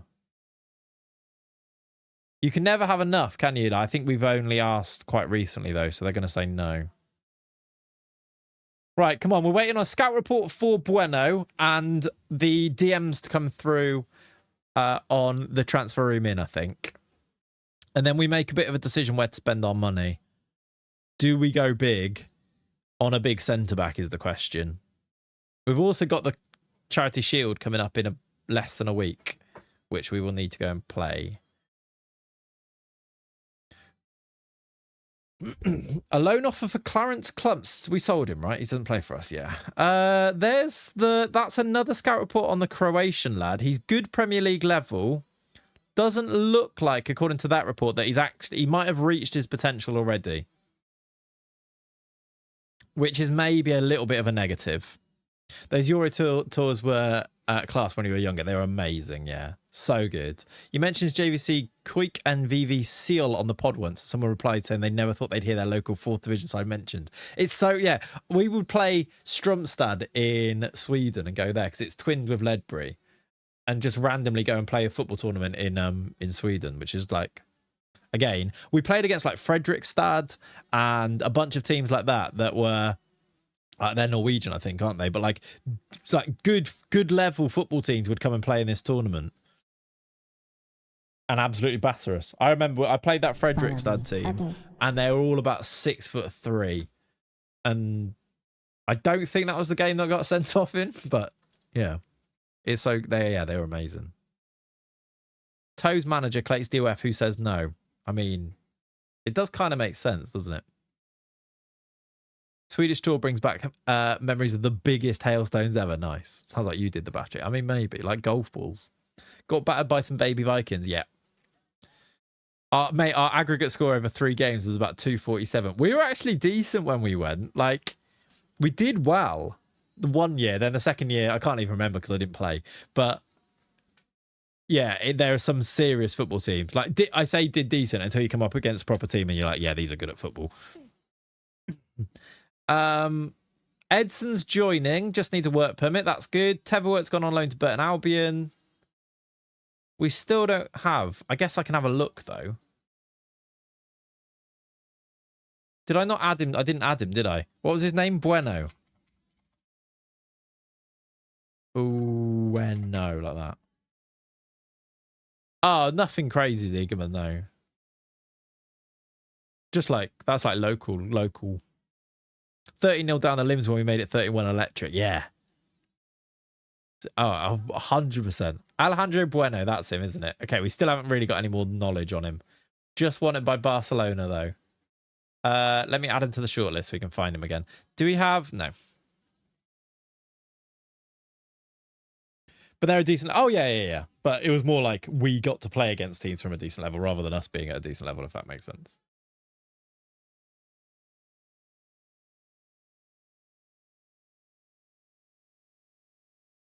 Is he even interested? That's a good question. He came... I hope so. That's a good question. We are a Champions League team. Yeah, he is. It would cost us 70... Oh, right, there you go. We now do know. It is 73 million release clause. He does want big wages, but affordable wages... Since when did that stop Clayts putting bids in? That reminds me, actually. I can bring the wages down a bit. That's a lot. I don't think we've got 73 million. Let's see how good he is and then maybe go back for somebody else. But let's see. We haven't checked in on Dembouz for a while, have we? Is he interested yet?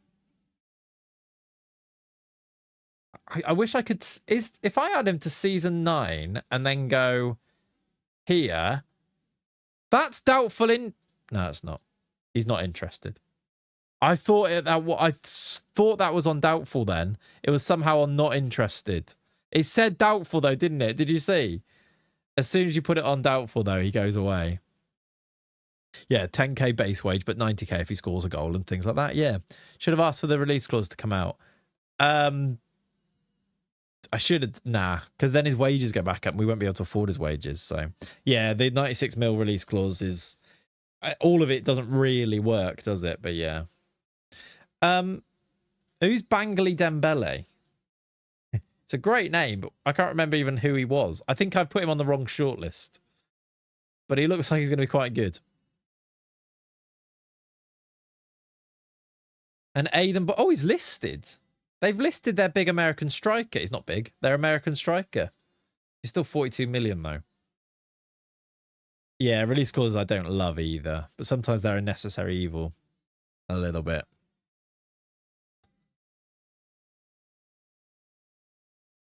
Right, we've signed another player there called Medina. Bovada's worried. Why? Wants a new contract. You're on 31k now. Could you do it at the end of the year? No.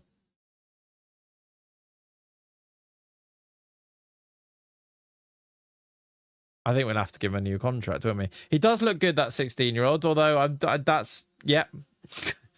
Some of the things that you say in this chat. Medina is an 18-year-old Venezuelan under 20 international. Don't clip that. Right. What do you want in wages then? 60k? I don't want to give you 60k a week. I don't really want to give you 50k a week. They're all going to want such big wages now. I think I did, Holmesy. Yeah, I need to check that. Yeah, exactly, Festa. I will give you 50k max. He's like, my name's Rodrigo, not Max. Let's see if we can bring this up. Minimum fee of 70 mil is actually all right for him. I'd happily sell him for 50 mil. Can I add anything else? Relegation. If we get relegated, you can go for free.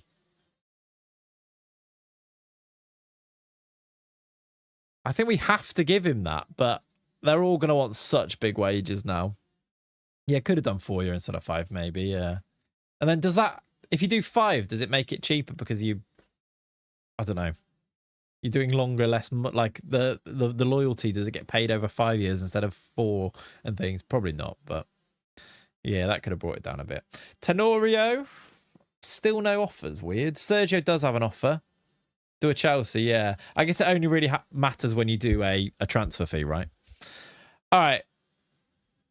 Do we have another scout report on him yet? Still no. I think this guy's a pipe dream, though, this Bueno. He's way too expensive. Surely.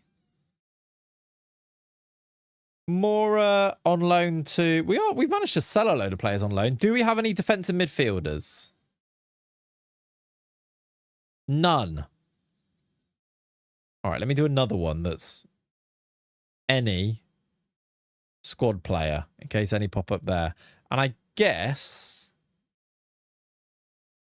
on scouted players, let's just put DM into here and just see. Because we might have scouted a load of them anyway. Is accomplished at DM. The Demista deal was a pipe dream, but you did it anyway. Have faith in your abilities. This is true. If I go by recommendation, these are the DMs that are available. I'm going to go for a we and allow you guys to have a look at this for a second. There's your hydration. Where's my hydration break image? I'm sure I had one. But it just comes up with that guy cutting that bloke off of the goalpost at Everton that one time at Goodison. That's all I've got. I had an image for hydration break. This is good streaming. Let me find it. I mean, I can put that back on the screen, but I don't know how relevant it is. I don't ever save anything as the right name, so I can never find them.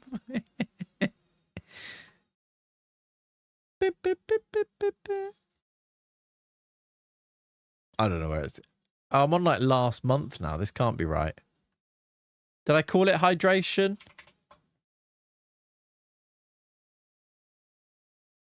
Add height. Yeah, we should do that, shouldn't we? All right. I can't find it.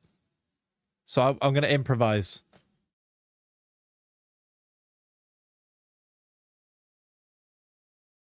There you go.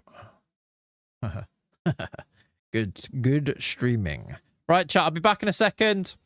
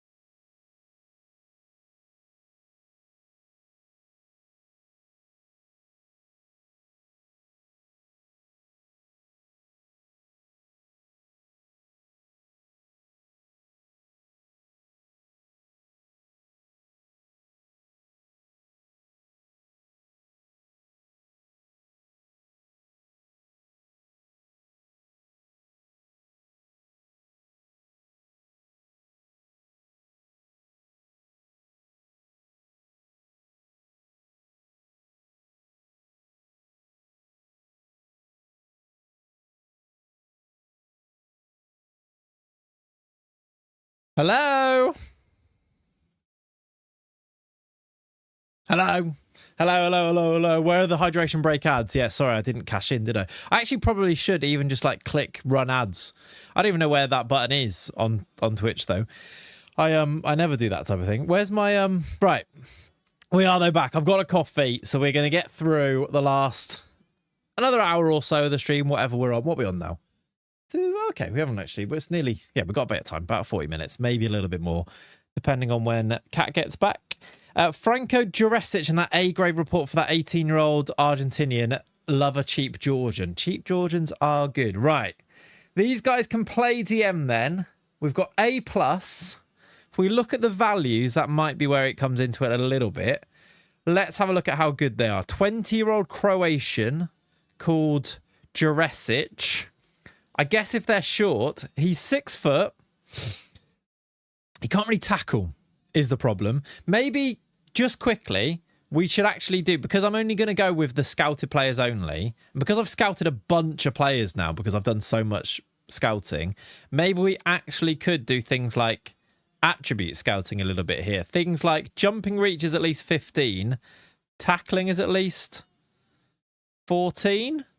So let's make them like 13 on both. And I mean, straight away you get Bueno, but we know he's a centre-back. Let's look at these guys to start with, maybe. How are you doing, Campos Fernandez? Just starting out with FM. Do you usually watch the games or just skip the result? Cheers. Honestly, up to you, Campos. Genuinely, it doesn't really matter. Depends how you want to play it, I think. Good-looking 16-year-old cheap Georgians are the best.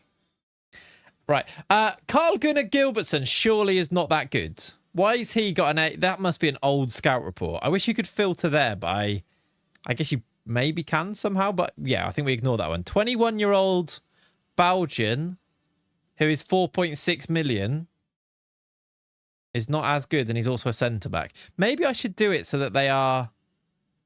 We're just finding centre-backs. Maybe I should find natural at DM. Maybe I'm passing. We are kind of already excluding a load of them, look. There's only C pluses for those. You can age... You can by agent scouted. Yeah, I thought there would be a way. Also, let's go to 25. Let's also do 12 on those. We are looking for a DM that can play centre-back. We are. But I was like, the one... we were only really finding centre-backs that could kind of play DM, which is kind of the other way around, wasn't it? I'm looking for somebody to almost change to play centre-back. This guy is Danilo Pardera. 6'2".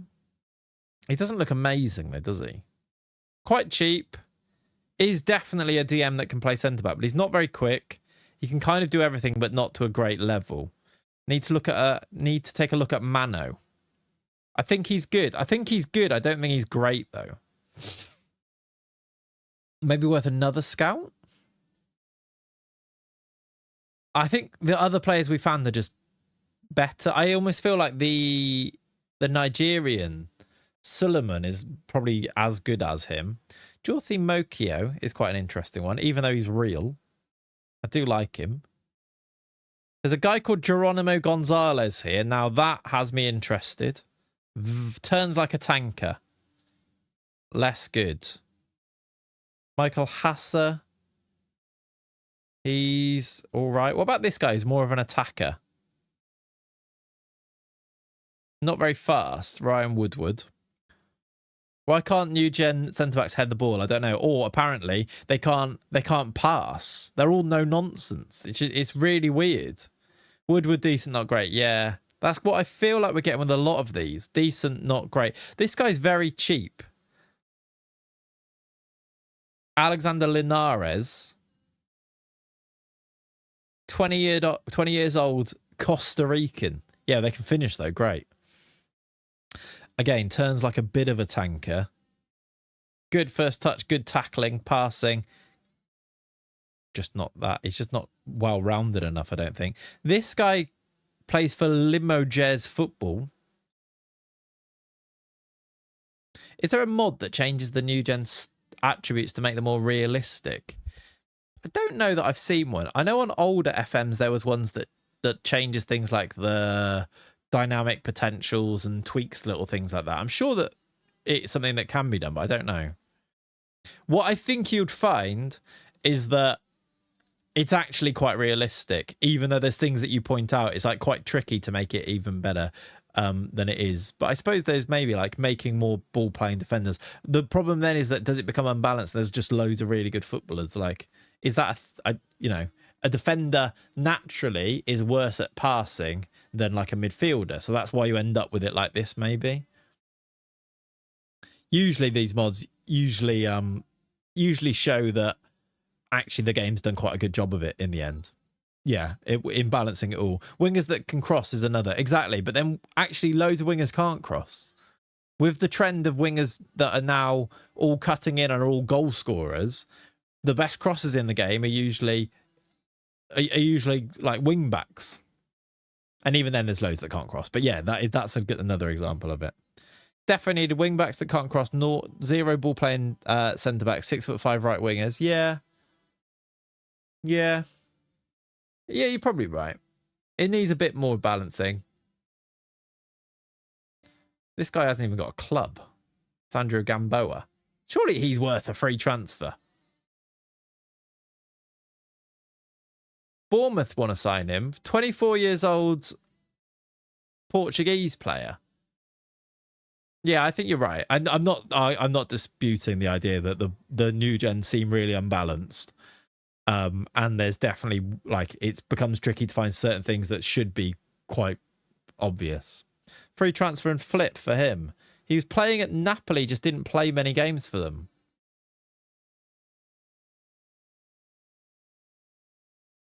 Free player, isn't he? Does want decent wages, but not crazy wages to be able to flip. And would get a work permit. What's the downside of this? Just as an extra emergency backup player.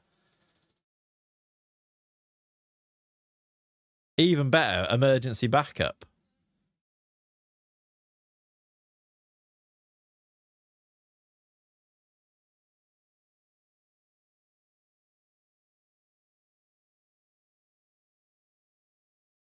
$20K a week. Does it mean you could sell someone else for Bueno funds? What, having him in? Not really, because we're kind of lacking at centre-backs anyway. The only centre-back that we could sell is Nizer, and he's only just joined permanently, so probably not. I feel like that's almost as a complete aside to what we're looking at here, but it does look quite good. Let's just relax this a little bit and just see if there's any really good DMs that might jump out. Like John Crook. John Crook looks excellent. And he's 5'11", but he actually isn't that bad at jumping. Can't tackle, though. The tackling needs to be higher than 4. Yeah, you're right.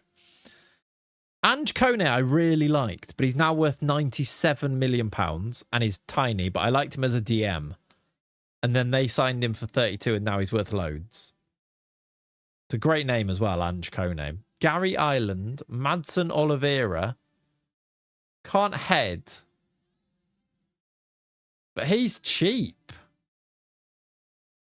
He's not that good. But he's a Brazilian international for 3.6 million, look. But he'd be rubbish in the air. Evan O'Connor. Relatively cheap, but relatively average. João Silva. 7 tackling. 6 jumping. I mean, he's a great defensive midfielder for cheap as well. I beg your pardon. This guy's an attacking midfielder. Like, this guy's quite good, right? For 5 mil? 8 mil? Maybe not. Good pace, acceleration. Put jump and pass on filters. Well, I do that, and then it's suddenly you can't see all the other stuff. Right. 11 jumping reach. And then maybe passing instead. He could be another flipper, yeah. I don't want to do too many, just because we've got so many that are in our under 21s already that are sort of... I don't want to get too many players. Whilst if you're doing this off stream, that is something you could absolutely do, yeah. Look, it takes away all the good ones. What about Mario? What about Mario? for 14 million, lightning quick, cannot tackle, but can pass. He'd be a great DM. Who is our backup DM? It's Bruno, right? Mario's quite good. Those physicals are really good. It's just the tackling. You don't really want a DM that can't tackle at all, do you? Again, this is where you're talking about things like, yeah, fullback maybe. Is he the right wingback signing? Still only 7 tackling, I guess, for a wingback, and then you sell Francini. The thing with just physicals is that it can carry you, can't they? You have Darwizzy, that's true. Physicals carry you so far with 17 pace, 15 acceleration, 16 agility. Might get better as well. If he's going to be a backup, if we can't get Bueno, then that Italian 10 crossing, you want a little higher than the... Yeah. The rest is good. I'm just going to fully scout him and add him to a shortlist just to follow him. I feel like there's too many ifs in there to really be worthwhile. I assume that's a release clause. Really similar to Breno. 14 million. Big fullbacks might be worth looking at rather than DM. Yeah, that might be the way to do it. Yeah, not perfect, but really quite good. You're real. Oh, yeah, we looked at Volney Born before, didn't we? 8 tackling. I need to put tackling in, don't I? I know I took it out, but like, let's put 10 tackling in as a minimum. And then also, basically anyone that is... Does that mean they have to be natural at all of them? It does, right? Let's look at fullbacks quickly. You had Chachua once, and he was an unreal fullback because he's basically all pace. Yeah, it does make a difference. It can carry you so far, can't it? This guy can play centre-back already. He's 6'4". What's the catch for Andres Nogueira? Tackling good, passing good, positioning, vision, fast, tall. He's 21, which is not a catch. This guy looks quite good.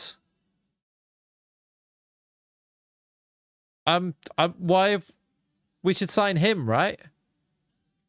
And he's Spanish under 21 international, less than 10 million. Wages look pretty good. I think he might be a van, chat. I think we might have found the new centre-back for the Wyverns. Right? Unless his agent now asks for a stupid amount of money. 58 to 76. The money's just gone up a little bit. That must have been quite an old report. But I still don't think I'm massively put off this. 17 to 20 means 10 million now. 58 to 76 means let's try and get it to 50. He's worth 50. And then I wonder if I can ask him to take this out. I think you're right, Marius. Yeah, I think that's quite good. I'm unwilling to negotiate any release clauses. We're going to need to agree on that release clause.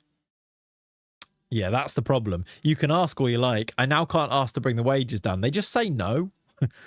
I've seen so many people say it on like comments on, not necessarily you guys, but on videos and things. It's like, you need to negotiate out the release clause. And I'm like, yeah, but you do. And then they say no.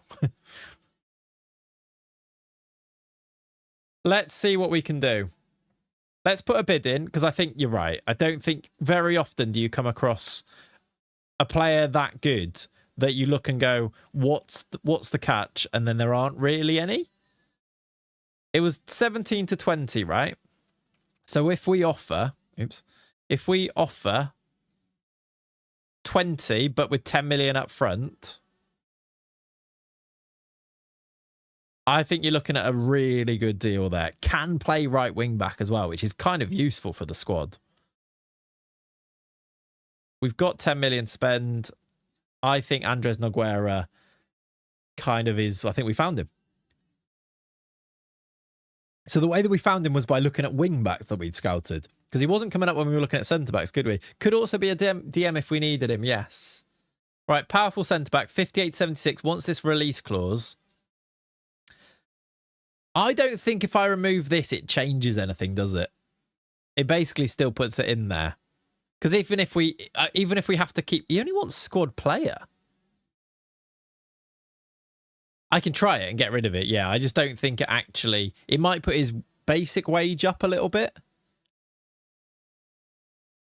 I can remove it. He's going to want a big basic wage, though. And he also wants, apparently, 110k after 20 games, which is crazy high. Let's remove it and see what... Remove and exclude. Or shall I put it in there, but keep it super high? If I give him 67, though, he might be okay with that. If I also give him a... Not that. I feel like I need to just go make sure I remove and exclude that again now because I put it back in. Let's put a relegation in there of 5. And give him 68k a week.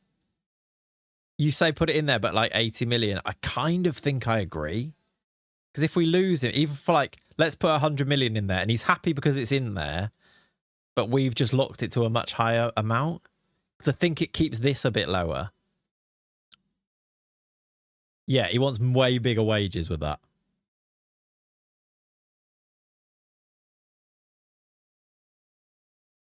And we can always renew, yeah.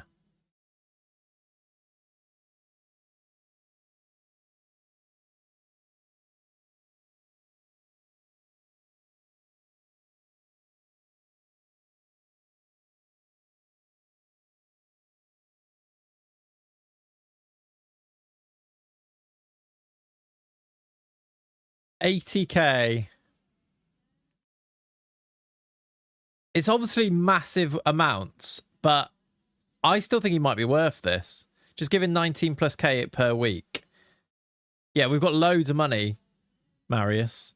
It's not coming out of our wage budget, so it means we can still sign people. We're in the Premier League.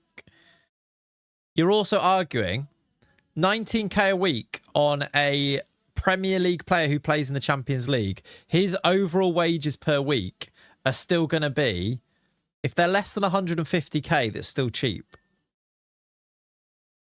Right? Do you see what I mean?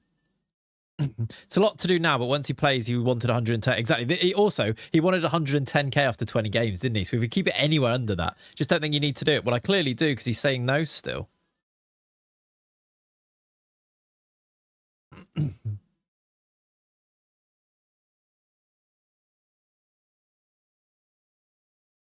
Give him it after 30 matches. I don't want to give him 110k a week. What I've given him here, now obviously you might want a new contract. What I've given him here is 80k, but for 4 years. Put an expiry on the release clause. That's all right. 90 million. If we sell him for 90 million, I'm all right with that, I think. Like, it's one of those where I'm like, actually, would I sell him for 90 million even if he was brilliant anyway? I would.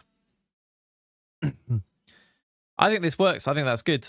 20k per game, but he wanted 10 anyway. So it's only an extra 10 there. And I've gone down by 30 on wages.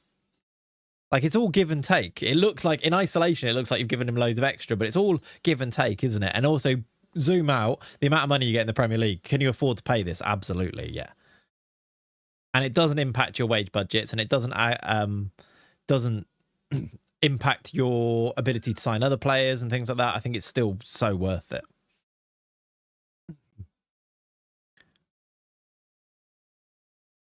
In comparison to the Bruno contract. Yeah, that one was very sensible, I'd argue, right? What we usually do. I do get it though. I quite like the people who pay such close attention to things like the finances on wages and play it really realistically. I'm kind of into that. It's not what I do, but I do like it. All right, he might be in. Probably not. We're probably not going to have him for the Community Shield, but he won't be far off. We're going to let Valentin maybe go to Wrexham. Fair play. We will send the assistant to that because I don't want to do it. Exactly. At our stage now, our wages, let's compare it. I think you might need to play one game. But if you compare it to the rest of the league, our wages are still going to be super low compared to the Premier League, right? I feel like this is so pointless. Our captains are two players that are never going to play. But Jorge Nunes just captains us because he's second choice and he plays every game. So I feel like we don't need to change anything, do we? Both captains never get on the pitch. I must have looked at that guy, and now Liverpool have made a bid. Look, 18 years old, worth 70k, Nigerian player that Liverpool have just bid for. I feel like I should also offer some money and try and sign him, because he's going to be good in the future. Yeah, he's captain of the training ground. Chucky's captain of the training ground, exactly. It's worth an offer. And we can actually offer the loan back, can't we? What's he want? I can't offer this because I've offered that much wages out. Can I put any money in? I think I need about 20 in transfers, right? Because it probably says it here somewhere. Because we've got 10 million on Edson, about 10 million on... Oh, it won't even let me do it. It doesn't let me change it. Oh, we're screwed. Can I put any scouting budget in? No. I'll ask the board. Annoyingly, I can't offer him the contract. Okay. That's so annoying. Because he's just going to go to one of these other clubs. Oh, well. It is what it is, I guess. We are getting Nogueira. He has accepted immediately, look. The new centre-back, Andres, is awaiting a work permit. And we've got our first game of our new... We actually need him as well because Yamada's injured already. Put your hand in your pocket. Exactly. Right. So... Nazir is going to have to play. This is why we need the other centre-back. Because we've now got a little 5'3" guy starting at centre-back. He's not that. He's 5'10", I think. He's 5'10", but he's got 3 jumping reach. I don't think we start Darwin Nunez at right wing-back in this game. As much as I think that's hilarious, I don't think we do it. Do I need to give... No, Laudolino's happy without his contract, or we gave him a contract. Either way, he's not unhappy anymore. Does he have a promise? I guess maybe we need to check that. That was a good reminder earlier. I think it was you, Fester, that said it, right? Not on the bench. So Bolde out. Darwin Nunez needs to be on the bench. No faith in Darwin Verted. Darwin Verted is a ridiculous name. I think we'll have him on the bench. Do I now start Falk de Kimper? Who was our back? If I look at my thing, who was supposed to be the backup right winger? It was de Kimper, right? So Terrier, Demista, de Kimper, Laudolino, Bermeo, Valoyes. That means no Dinko. I put him on the bench, right? Dinko Bognar is on the bench. Francini, Baveda, Nazir, Pereira. I think that's the team. Maybe start Dinko rather than Valoyes. I kind of want to give Valoyes doesn't have full... It's probably more sensible to start Dinko, but I kind of want to see the new man in action. And it's the Charity Shield, so I think I think that makes sense what you've just said, but I'm not going to do it. Francini still wants a new deal. Let's do that. Let's get into a little game at Wembley. Let's see if we can go and win a trophy. Wouldn't that be lovely?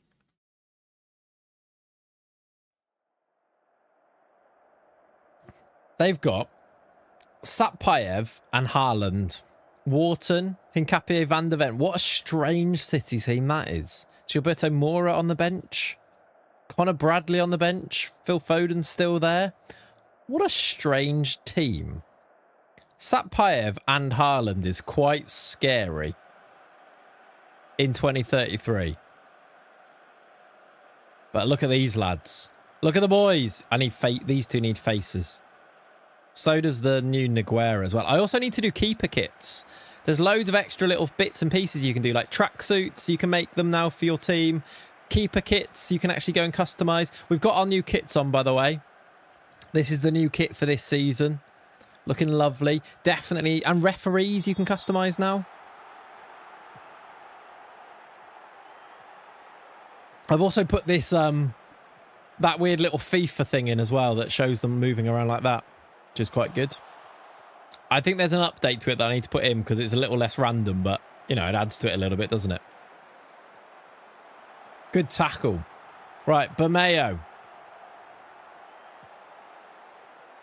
Baveda. Lordolino.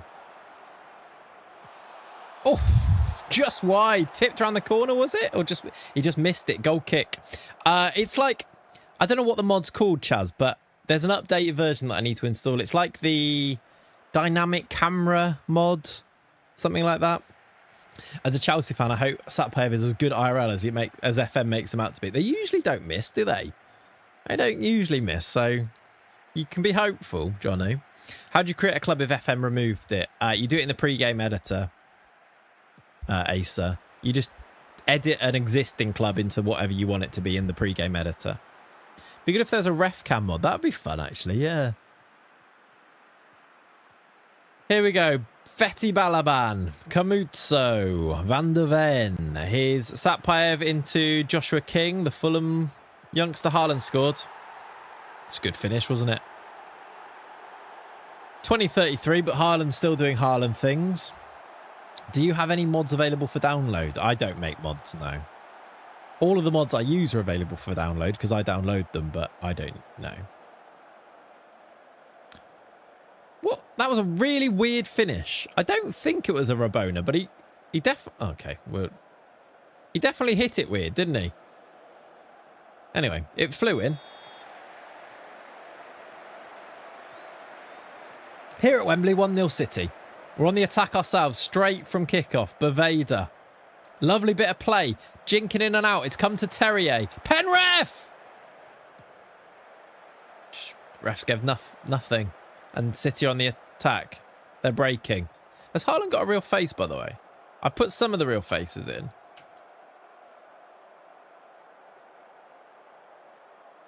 No, that's not Erling Haaland. Unless Erling Haaland has had a terrible paper round and is very tired.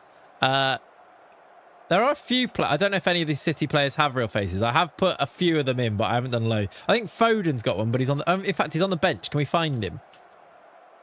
Look. Real Phil Foden's here. That was Haaland merged with Watching Man, yeah. Foden's real. Oh my God, what's happened here? They've all died. He's got no head. Rico Lewis? No, I don't... Maybe. Is that Rico Lewis there? No, it's in Capier. No, Rico Lewis doesn't have a real...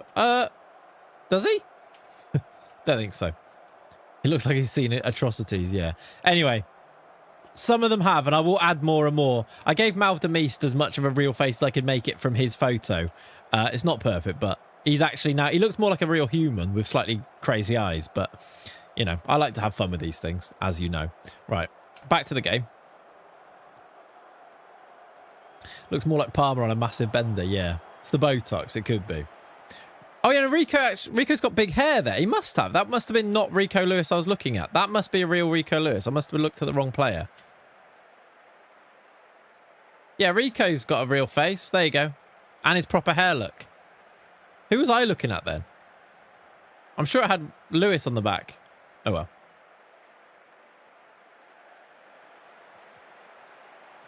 If that guy ran at me with those eyes, I would have forgot the ball. Exactly. That's the plan. Terrier.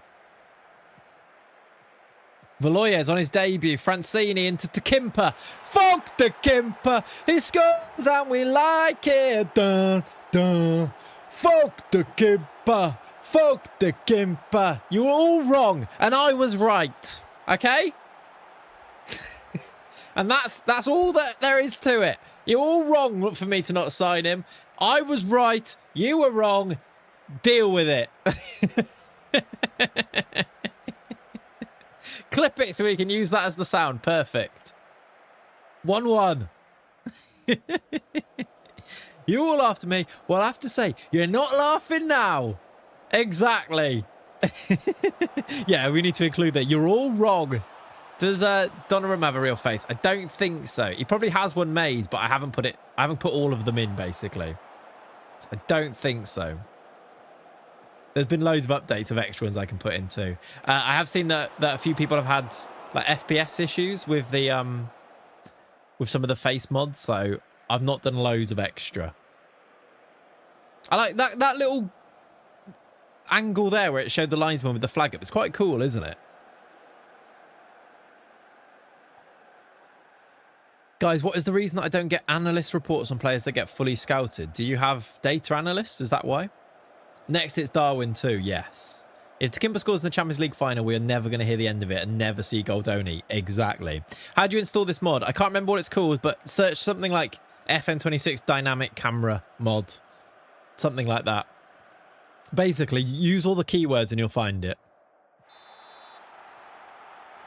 I should probably get a proper list of all the mods that I use and then put links to them, but I haven't, so I can't really help with that right now.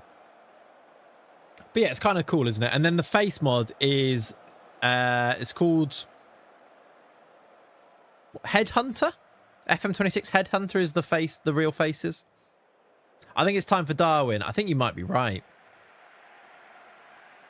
Which do you like more, the FM26 mods or your Discord Twitch mods? Oh, the FM26 mods are great. This is really not a good time to do this. But Darwin Verted Nunez is coming on at right wing back. And we're drawing. Fair answer. I didn't say I disliked the Twitch and Discord mods. I just said I really like the FM26 mods. That's all I said. Foden's on with his real face. Down Darwin's side. You got some defender. I need to get a real face for Darwin Nunez, don't I? He does invert. Right, that's not Darwin's fault at least, but it's 2-1 City. It wasn't his fault though, so we take it. This is a good angle. He's down to a 6.6. Worse subs than Tuchel. Right, we've got 20 minutes. Let's go. Who else could we bring on here? Give Sani a run for...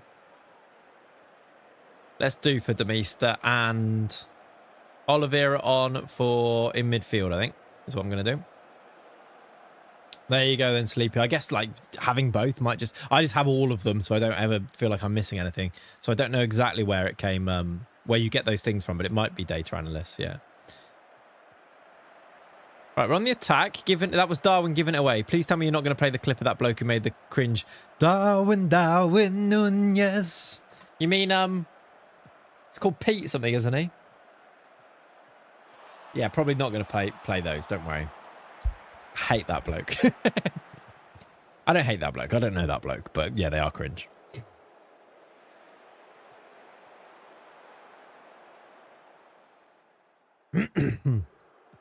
Still hasn't got a club, has he, Darwin Nunez?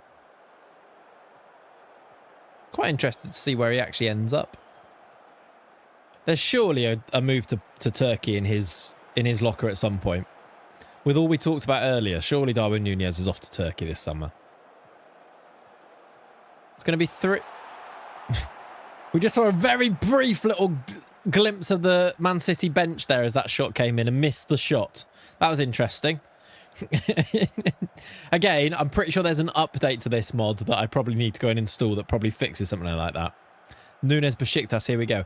If Besiktas sign Nunez and Salah and they're reunited, that'd actually be quite cool, wouldn't it? He stinks of Fenerbahce. Yeah, we'll have... John Duran will leave and Nunez will replace them because they somehow their careers are somehow intertwined, aren't they? Trossard is Gakpo then, exactly. Right, we've conceded a pen here. We're not going to win the Charity Shield, I don't think. But Mayo's brought down Fatty and Haaland's got a pen. Erling scores! That's a shame. Slot to Besiktas as well, sure. I don't think Salah would be too keen on that. If Slot's off to Besiktas, I don't think Salah signs for Besiktas. Yeah, Trossard, Salah, Nunez, front three. I could see it. Who the hell is that? Who is that? That's not Pep Guardiola. I refuse to believe it. There is actually a mod that allows that FM console was making that is for manager faces as well, which is quite cool for putting real managers in, obviously, but even more cool if there was a way for you to put your own face in. Can you imagine? What was that? Can you imagine how good it would be to zoom in on your manager on the side of the pitch and it actually have your real face? It did look like Enzo, yeah, but not the real Enzo, the Enzo of a Football Manager. That was a bit seasick, yeah, it was.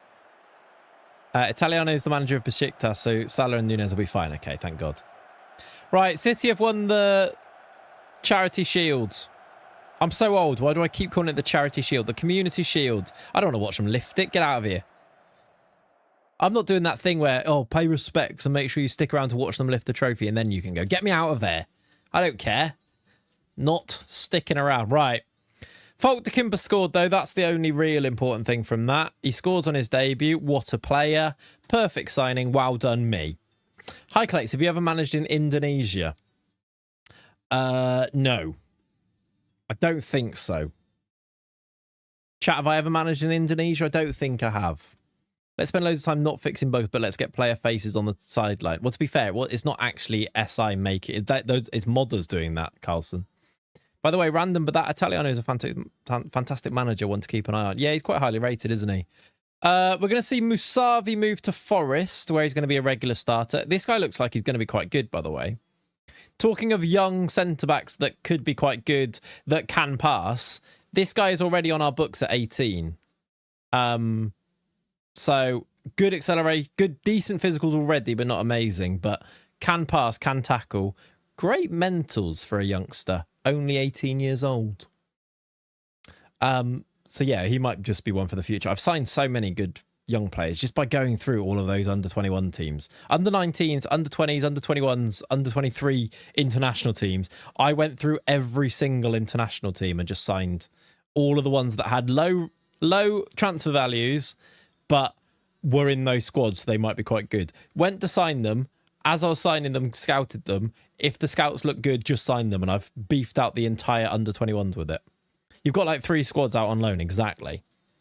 In fact, if we go to, I quite like this screen now. The loan screen's actually useful. We've only got 3, 6, we've only got 10 out on loan at the moment. There is more that I want to go and do though. But yeah, some good players out on loan. Mendoza's already played for Worcester. As the championship started then? It has, and he did play.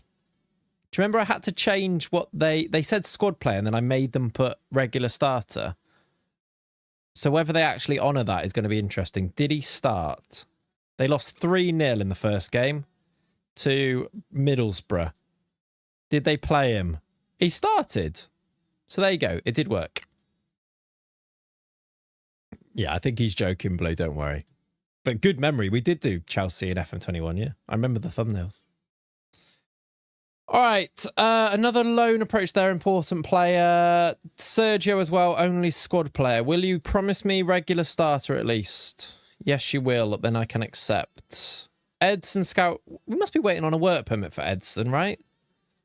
Shall we, as time is of the essence at this stage, shall we wait for these guys to get done? So Noguera work permit. Edson work permit. Does it say what date we would get the work permit on these guys? No. Should we wait for these guys to get confirmed and then we can make a bit of a plan and we can go from there, I guess. Always do Japan or Korea in Pentagon type save. Yeah, that's it. I did China in my Pentagon save last year, we did Guangzhou, the now defunct Guangzhou team. Evergrande, was it? Hey, gifted sub from Kakota. I gifted a tier 1 sub to Blue Melon 42. Do you know what?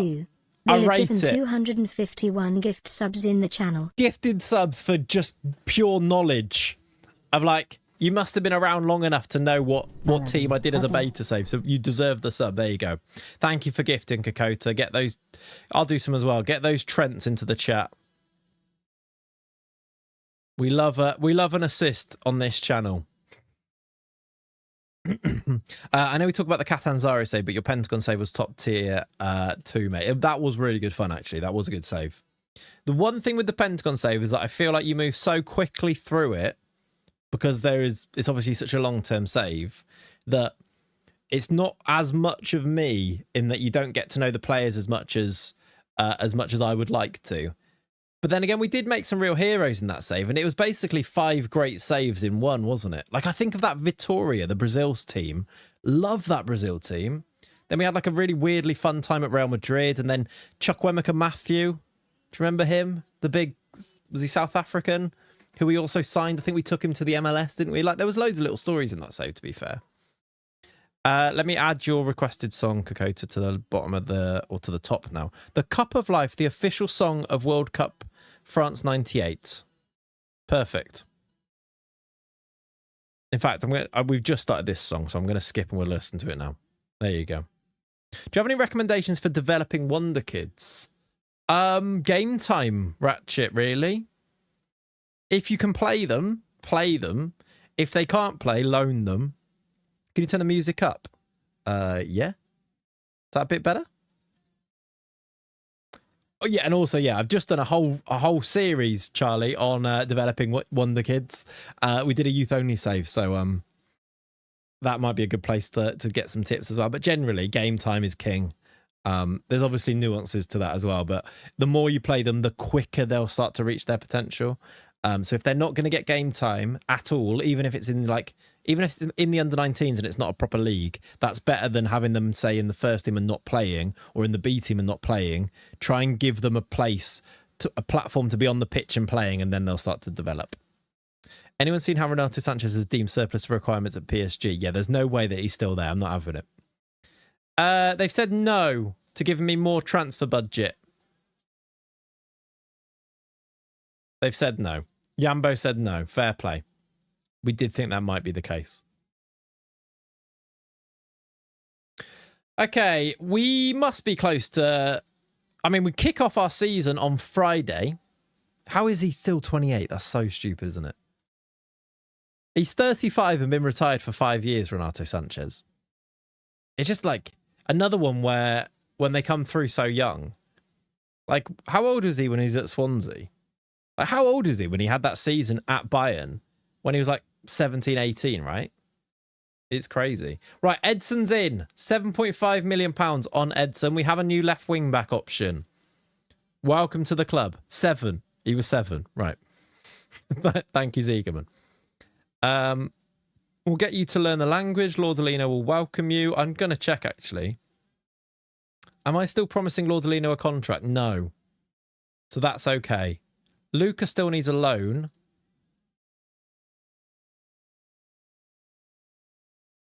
Let me just see if there's any interest. No. He's 7. He just looked old. Fair. Halmerson's off as well. Edson. They don't love that deal. Okay, so potential ability according to our coaches. They never like them, though. I don't know why, really. Our coaches put him at 4-star ability, potential ability. He was 20, wasn't it, when he's at Swansea? Even that feels like, what? How was that only 8 years ago or whatever? Then 8 years is a long time. But yeah. Time is but a construct, is it? All right, let's get him. He's in the B team. Let's put him into the senior squad and use him there. I need to register him as well, which we will do. I guess, does he need registering or is he young enough? Yeah, it was Francini that wanted the deal, the new deal. Oh, we still not... Did Folovsky must have rejected? Follow me. Okay. I think the Folovsky deal must have fallen through and we missed it.